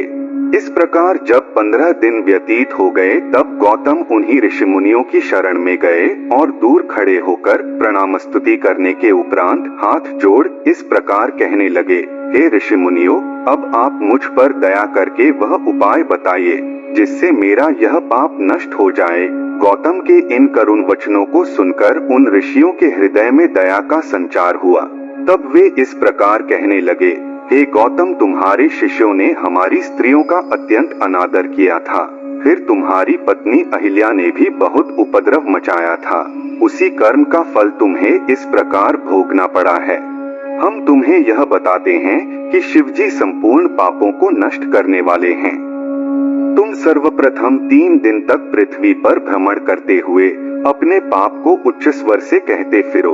तदुपरांत 1 मास तक व्रत करके 100 बार ब्राह्मणों की परिक्रमा करो, तब इस पाप से मुक्त हो सकोगे। दूसरा उपाय यह है कि तुम इसी स्थान पर गंगा जी को प्रकट करके उसमें स्नान करो तथा 1 करोड़ पार्थिव पूजन करो तो तुम्हारी शुद्धि हो जाएगी।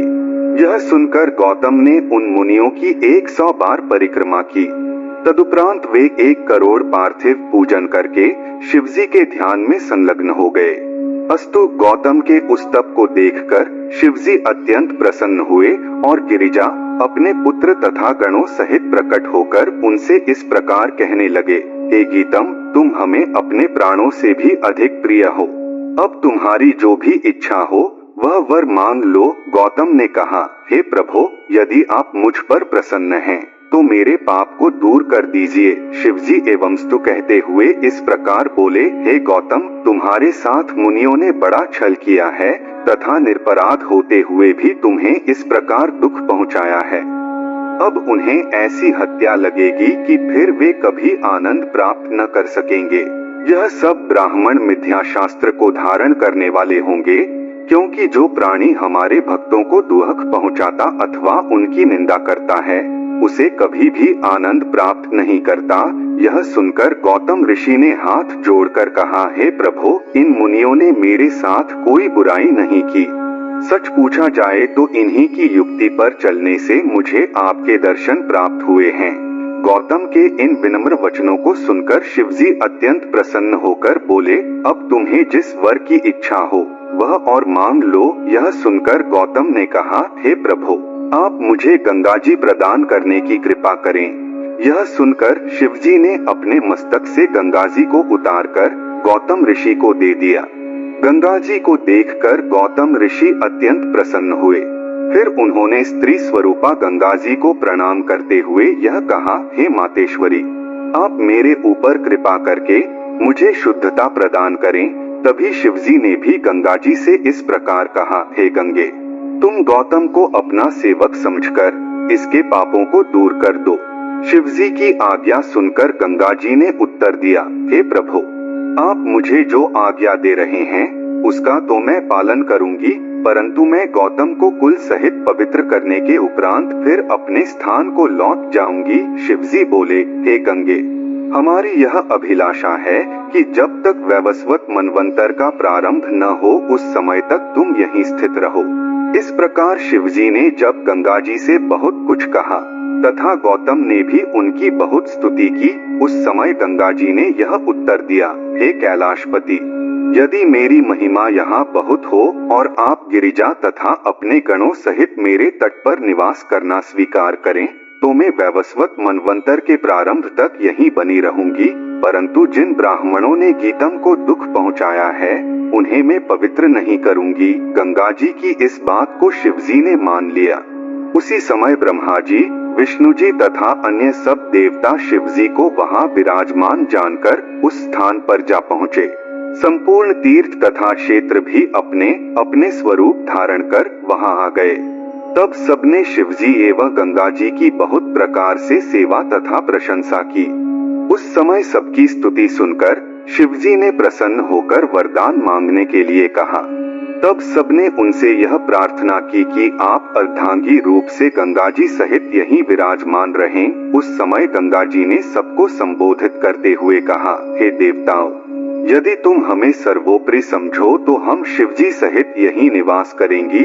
इस बात को सभी लोगों ने स्वीकार किया और बोले, हे गंगे, जिस समय सिंह राशि के बृहस्पति होंगे वह समय आपकी महिमा के लिए तीनों लोकों में प्रसिद्ध होगा। 12 वर्षों के बाद वह समय आने पर हम सब लोग यहाँ आकर स्नान करेंगे तथा शिवजी के दर्शन करके अपने पापों को नष्ट करेंगे। उस दिन से जब सिंह राशि पर बृहस्पति आते हैं तब सब देवता और ऋषि मुनियों सहित ब्रह्मा जी तथा विष्णु जी वहां जाकर गंगा में स्नान करते हैं एवं शिवजी का पूजन करते हैं। सभी क्षेत्रों में गौतमी गंगा अत्यंत पवित्र हैं। इसी प्रकार त्रयंबक ज्योतिर्लिंग भी संपूर्ण मनोरथों को प्रदान करने वाला है। ओम नमः शिवाय। 9वां ज्योतिर्लिंग है वैद्यनाथ। उनका दर्शन, स्पर्श एवं पूजन करने से अत्यंत आनंद प्राप्त होता है। वे संसार में धन, स्त्री, पुत्र आदि की प्रसन्नता एवं परलोक में मोक्ष प्रदान करने वाले हैं। ब्रह्मा जी के पुत्र पुलस्त्य द्वारा विश्रवा नामक एक पुत्र उत्पन्न हुआ। उसके 3 विवाह हुए। विश्रवा की पहली पत्नी के गर्भ से शिवजी के मित्र धनपति कुबेर का जन्म हुआ। दूसरी पत्नी द्वारा रावण तथा कुंभकर्ण नामक 2 लड़कों का जन्म हुआ तथा तीसरी पत्नी द्वारा विभीषण नामक हरिभक्त का जन्म हुआ। इन चारों बालकों में रावण अत्यंत बलवान तथा स्वतंत्र था। उसका बल तथा यश तीनों लोकों में प्रसिद्ध है। एक बार रावण ने कैलाश पर्वत पर पहुंचकर शिवजी की तपस्या की, परंतु तप करते हुए बहुत समय व्यतीत हो जाने पर भी शिवजी उस पर प्रसन्न न हुए। तब रावण उस स्थान से हटकर तपस्या करने के हेतु हिमालय पर्वत पर गया। वहां वह पर्वत की दाहिनी ओर एक स्थान पर बैठकर पुनः उग्र तप करने में प्रवृत्त हुआ, परंतु तब भी शिवजी ने उसे दर्शन देने की कृपा नहीं की। यह देखकर रावण अत्यंत चिंतित हो मन ही मन अपने को धिक्कारता हुआ इस प्रकार कहने लगा, मेरे इस अपार बल तथा शरीर को धिक्कार है, जो बहुत देर तक अपने को धिक्कारने के उपरांत उसने हवन करना आरंभ किया। जब उससे भी शिवजी प्रसन्न न हुए, तब रावण ने यह निश्चय किया कि अब मुझे अपना शरीर अग्नि की भेंट देना चाहिए। वह अपने 10 मस्तकों में से एक मस्तक को काटकर अग्नि में हवन करने लगा।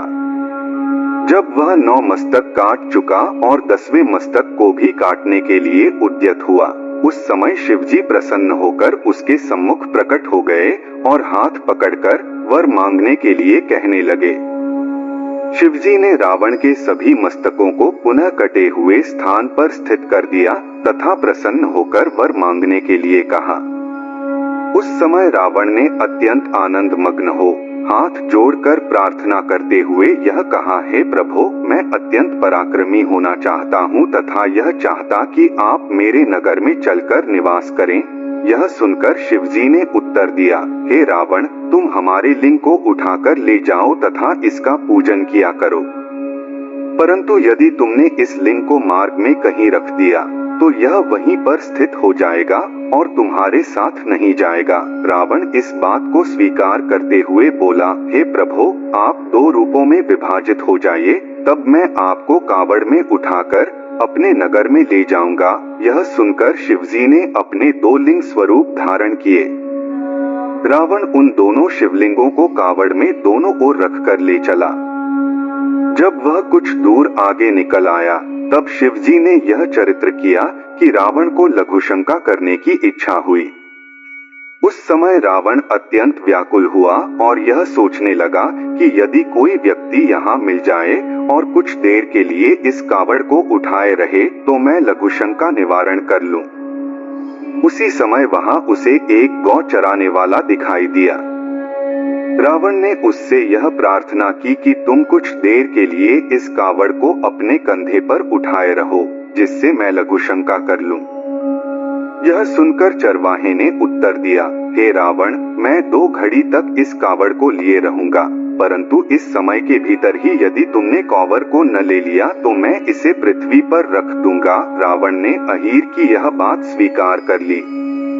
तदुपरांत वह उसे कावड़ देकर स्वयं लघुशंका करने बैठ गया।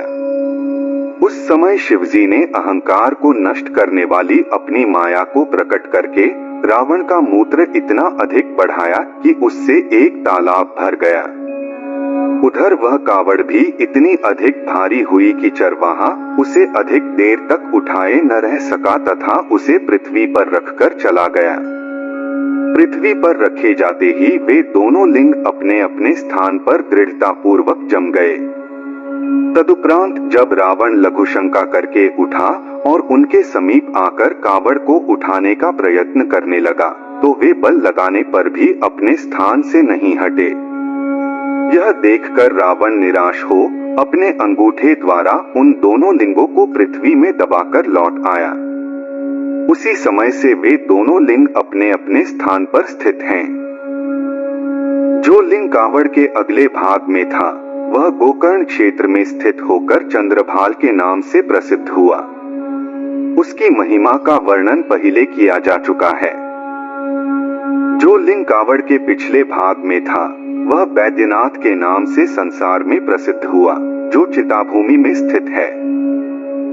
यह बैद्यनाथ नामक ज्योतिर्लिंग अत्यंत आनंद प्रदान करने वाला है। जब रावण उन लिंगों को छोड़कर चला गया, तब विष्णु जी, ब्रह्मा जी तथा अन्य सब देवताओं ने उन स्थानों पर पहुंचकर शिवलिंगों की पूजा की।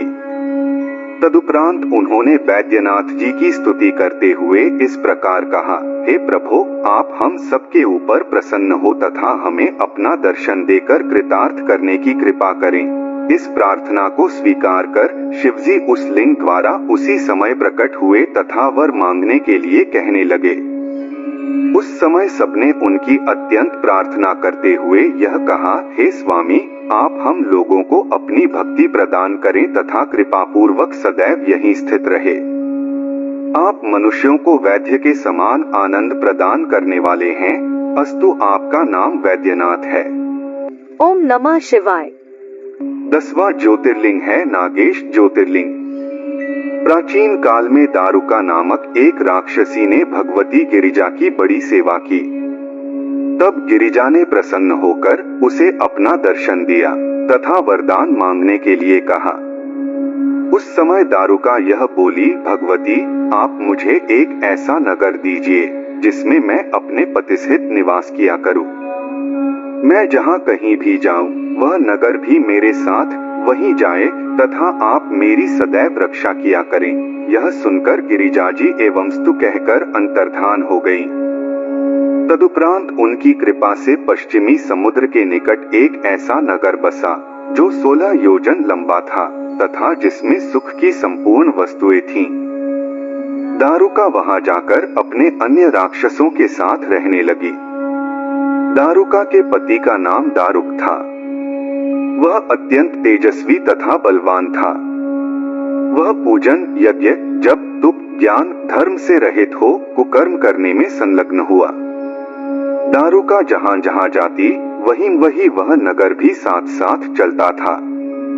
उस दैत्य के उपद्रवों के कारण तीनों लोगों के सभी देवता तथा मनुष्य अत्यंत चिंतित हो और मुनि के समीप गए तथा उन्हें प्रणाम करके स्तुति करते हुए यह कहने लगे, हे मुनि, इन दिनों दारुक राक्षस अनेक प्रकार के उपद्रव मचा रहा है। इसलिए आप हमारी रक्षा करने की कृपा करें। हे स्वामिन, आप शिवजी के परम भक्त हैं। अस्तु आपके तेज को देखकर वे सब राक्षस भाग जाएंगे। इस समाचार को सुनकर और मुनि ने अत्यंत क्रुद्ध होकर राक्षसों को यह शाप दिया कि यदि तुम पृथ्वी के जीवों को मारोगे और यज्ञ, तप आदि धर्म कार्यों में विघ्न डालोगे तो नष्ट हो जाओगे। इस प्रकार शाप देकर और मुनि तो अपने ध्यान में फिर स्थित हो गए तथा सब देवता राक्षसों से युद्ध करने की तैयारी करने लगे। जिस समय राक्षसों ने और मुनि के इस शाप का समाचार सुना तो वे अत्यंत चिंतित हुए। उस दारुका राक्षसी ने उन सबको धैर्य बंधाते हुए यह कहा कि गिरिजाजी के वरदान के कारण मैं जहां जाऊंगी वहीं यह नगर भी मेरे साथ जाएगा। अस्तु हम लोग ऐसे स्थान पर चलें जहां मुनि के शाप का कोई प्रभाव न हो सके। इस बात को सुनकर वे सब राक्षस समुद्र में जाकर रहने लगे। वहां वे यह करते कि यदि कोई मनुष्य नाव पर बैठा हुआ उधर पहुंच जाता तो उसे पकड़कर बंदी गृह में डाल दिया करते थे। एक दिन वे बहुत सी नावों को पकड़कर अपने नगर में ले गए। उन नावों का एक यात्री शिवजी का परम भक्त था। वह शिवजी का पूजन किए बिना जल भी ग्रहण नहीं करता था। अस्तु जब राक्षसों द्वारा उसे भी बंदी लिया गया तो वह बंदी गृह में पहुंचकर अन्य सब लोगों से भी पार्थिव पूजन कराने लगा। उसने सबको मानसी पूजन का उपदेश कर पंचाक्षरी मंत्र की दीक्षा दी। उसकी सम्मति के अनुसार सब बंदी भगवान सदाशिव का ध्यान धरते हुए पार्थिव पूजन करने लगे। इस प्रकार जब उन्हें 6 महीने व्यतीत हो गए तो एक दिन शिवजी ने उन पर दयालु होकर एक चरित्र किया। वह चरित्र यह था कि एक दिन एक राक्षस ने उन बंदियों को शिवलिंग का पूजन करते हुए देखा। तब उसने दारुक के पास पहुंचकर यह समाचार कह सुनाया। दारुक इस वृत्तांत को सुनते ही बंदियों के पास आया और शिवजी के भक्त को भय दिखाते हुए यह कहने लगा कि मुझे सत्य बता कि तू यहाँ बैठकर कौन सा कर्म कर रहा है। यदि तूने मुझे नहीं बताया तो मैं तुझे जान से मार डालूंगा। यह सुनकर जब उस शिव भक्त ने कुछ भी बताने से मना किया तब दारुक ने अपने राक्षसों को यह आज्ञा दी कि तुम इस मूर्ख को मार डालो। जिस समय वे राक्षस उस शिव भक्त को मारने के लिए आगे बढ़े, उस समय वह अत्यंत चिंतित होकर शिवजी का स्मरण करने लगा। तभी शिवजी गिरिजा सहित उसी समय लिंग मूर्ति से प्रकट हो गए। शिवजी के दर्शन पाते ही उस शिव भक्त ने, जो कि वैश्यपति के नाम से प्रसिद्ध था, अत्यंत प्रसन्न होकर स्तुति की। फिर शिवजी ने अपनी हुंकार द्वारा सब राक्षसों को दूर कर दिया और वैश्यपति को अपना पाशुपत अस्त्र देते हुए यह कहा कि तुम इसके द्वारा संपूर्ण राक्षसों का संहार करके स्वयं ब्राह्मणों सहित इस वन में निवास करो। अब यहाँ कोई भी राक्षस नहीं रह पाएगा। हम यहाँ अपना एक ज्योतिर्लिंग स्थापित किए जाते हैं। जिस समय दारुका राक्षसी ने यह दृश्य देखा तो उसने गिरिजा की बहुत स्तुति की। जब गिरिजा ने प्रसन्न होकर उससे वर मांगने के लिए कहा तो वह इस प्रकार बोली, हे भगवती, आप आदिशक्ति हैं तथा ब्रह्मा, विष्णु एवं शिवजी आपके सेवक हैं। मैं किसी भी प्रकार न मारी जाऊं। यह सुनकर गिरिजा ने एवं स्तु कहते हुए शिवजी से यह कहा, हे प्रभो, यह दारुका नामक राक्षसी मेरी भक्त हैं। अस्तु आप कृपा करके इसका तथा इसके स्वामी का नाश मत कीजिए और इसे यह भी वरदान दीजिए कि यह दारुक वन नष्ट नहीं होगा। गिरिजा के यह वचन सुनकर शिवजी हंसकर बोले, प्रिय, जब तुम यह कह रही हो तो जो उचित समझो उसे करो। तब गिरिजा जी ने उस नगर को यह वरदान दिया कि युग के अंत तक यह नगर अपने वन सहित बसा रहेगा और इसमें राक्षस निवास करेंगे। दारुका की गणना हमारी शक्ति में होगी और वह अपने पति सहित यहाँ का राज्य करेगी। शिवजी ने कहा, जो मनुष्य अपने वर्णाश्रम धर्म में दृढ़ होगा तथा यहाँ आकर हमारे लिंग के दर्शन करेगा, वह पृथ्वी का राजा होकर इंद्र के समान सुख भोगेगा। इतना कहकर शिवजी ने गिरिजा जी से कहा, हे प्रिय, अब हम तुमसे भविष्य का वृत्तांत कहते हैं कि बभ्रुसेन नामक एक राजा यहाँ आकर हमारे दर्शन करेगा तथा वही इन राक्षसों का संहार करेगा। इस प्रकार बहुत सी बातें कहकर शिवजी अपने नागेश नामक ज्योतिर्लिंग को वहां स्थापित कर गिरिजा जी सहित अंतर्धान हो गए। नागेश ज्योतिर्लिंग का यह चरित्र अत्यंत पवित्र है। इसे जो कोई सुनता है अथवा सुनाता है उसे आनंद प्राप्त होता है। ओम नमः शिवाय। 11वां है रामेश्वर ज्योतिर्लिंग। एक समय ब्रह्मा जी के सनकादिक चारों पुत्र कृष्ण लोक में पहुँचे। जिस समय वे विष्णु जी के मंदिर में भीतर जाने लगे, उस समय जय तथा विजय नामक पार्षदों ने उन्हें रोक दिया। तब सनकादिक के शाप के कारण उन्हें 3 जन्म तक दैत्य बनकर पृथ्वी पर जन्म लेना पड़ा। वे पहले जन्म में हिरण्याक्ष तथा हिरण्यकशिपु के नाम से उत्पन्न हुए और विष्णु जी के हाथ से मारे गए। तदुपरांत दूसरे जन्म में वे रावण और कुंभकर्ण बनकर उत्पन्न हुए। रावण ने शिवजी की सेवा करके तीनों लोकों को जीत लिया, परंतु जब नारद ने उसे मोहित कर दिया तब वह कैलाश पर्वत को उखाड़ने के लिए जा पहुंचा। उस समय शिवजी ने उसे यह शाप दिया कि हमारे ही समान एक दूसरा मनुष्य तेरे इस अहंकार का नाश करेगा। उस शाप के कारण रावण धर्म के विरुद्ध आचरण करने लगा। तब देवताओं एवं ऋषियों की प्रार्थना पर विष्णु जी ने रामचंद्र का अवतार लिया।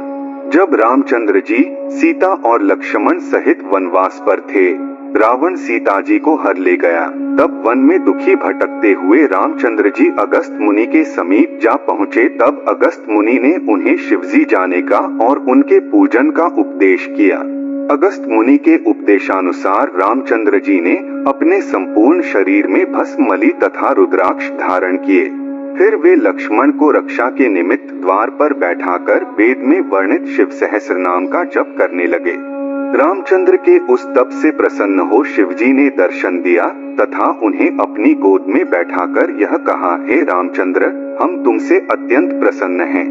तुम जो चाहो वह वर हमसे मांग लो। शिवजी के श्रीमुख से ऐसे वचन सुनकर रामचंद्र बोले, हे प्रभो, मैं रावण का वध करके सीता को प्राप्त करना चाहता हूँ। उस समय शिवजी ने प्रसन्न होकर रामचंद्र को धनुष बाण सहित अपना तेज प्रदान किया।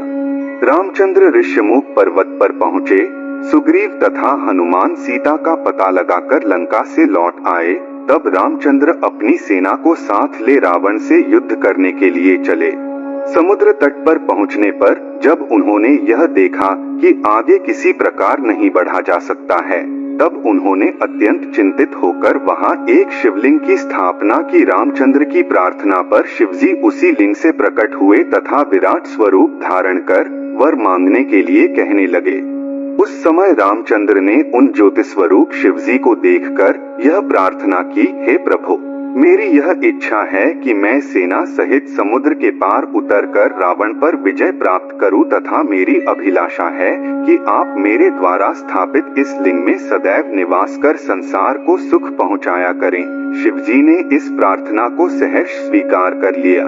तदुपरांत वे एवंस्तु कहते हुए रामचंद्र द्वारा स्थापित लिंग में प्रवेश कर गए।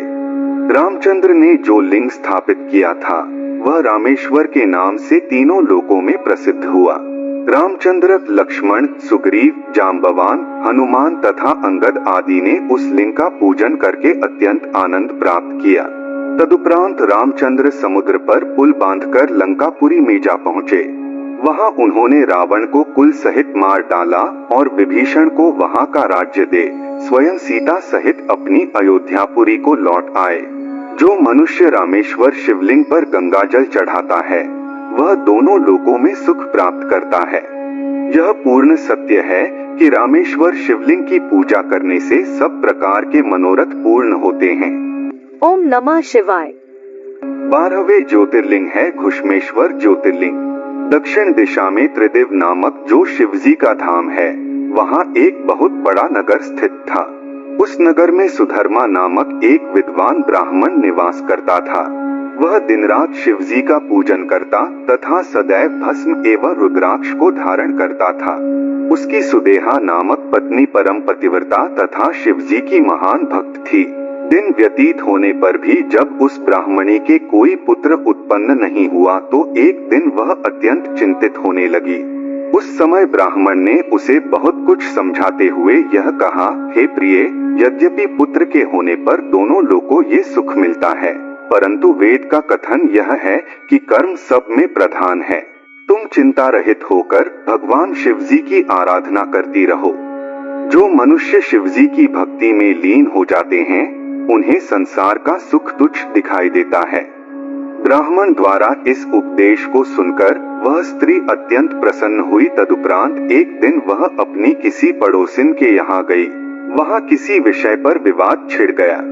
तब एक स्त्री ने ताना देते हुए यह कहा, अरे तू पुत्रहीन होने पर भी इतना अहंकार क्यों करती है?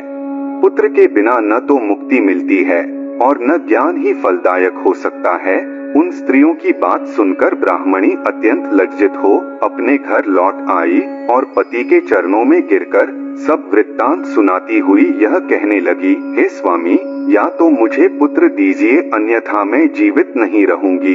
इस बात को सुनकर ब्राह्मण ने उसे बहुत समझाया कि तुम पुत्र के लिए इस प्रकार चिंता मत करो तथा शिवजी की भक्ति त्याग कर संसारी सुख में संलग्न होने का प्रयत्न न करो। परंतु वह किसी भी प्रकार संतुष्ट न हुई, निरंतर पुत्र की ही मांग करती रही। तब उसके हठ को देखकर ब्राह्मण ने दुखी होकर शिवजी का ध्यान किया। फिर उसने अपनी स्त्री के सामने 2 फूल रखे। उनमें एक फूल पुत्र होने का और दूसरा फूल पुत्र न होने का था। उन फूलों को सामने रखने के उपरांत ब्राह्मण ने सुदेहा कहा, हे प्रिय, तुम इन दोनों फूलों में से कोई एक फूल उठा लो। यह सुनकर ब्राह्मणी ने उस फूल को उठाया जो पुत्र न होने का था। तब ब्राह्मण ने अत्यंत दुखी होकर स्त्री से यह कहा, तुम्हारे भाग्य पुत्र नहीं है, अस्तु वह किसी भी प्रकार प्राप्त नहीं हो सकता। यह सुनकर स्त्री बोली, हे पति, आप पुत्र की प्राप्ति के लिए दूसरा विवाह कर लीजिए, मैं उसकी सेविका बनकर घर में रहूंगी। यद्यपि ब्राह्मण ने दूसरा विवाह करने का बहुत विरोध किया, परंतु ब्राह्मणी ने उसे विवश करके दूसरा विवाह करा दिया। दूसरी स्त्री जो आई उसका नाम घुश्मा था। वह अपने पति की आज्ञानुसार प्रतिदिन 1 सहस्र पार्थिव बनाकर उनका पूजन करने लगी। इस प्रकार जब कुछ समय व्यतीत हुआ तो शिवजी की कृपा से उसने एक पुत्र को जन्म दिया। उस बालक के होने पर ब्राह्मण तथा उसकी दोनों पत्नियों को अत्यंत आनंद हुआ। यथाविधि जातकर्म आदि करने के उपरांत बहुत उत्सव मनाए गए। जब घुष्मा ने पुत्र को जन्म दिया तो सब लोग उसकी प्रशंसा करने लगे। उसके विपरीत ब्राह्मण की पहली पत्नी सुदेहा की सर्वत्र निंदा होने लगी। तब वह अपनी सौत के पुत्र को स्नेह करने के स्थान पर घृणा करने लगी और उसे देख देख कर जलने लगी। वह उसे खूब मारने तथा अनेक प्रकार के कष्ट पहुंचाने लगी। यद्यपि ब्राह्मण अपनी दोनों पत्नियों को एक दृष्टि से देखता था और घुष्मा भी यह कहती थी कि यह पुत्र मेरा नहीं अपितु तुम्हारा ही है, परंतु फिर भी सुदेहा का दुख दूर नहीं होता था। सोतिया डाह महाभयानक कहा गया है।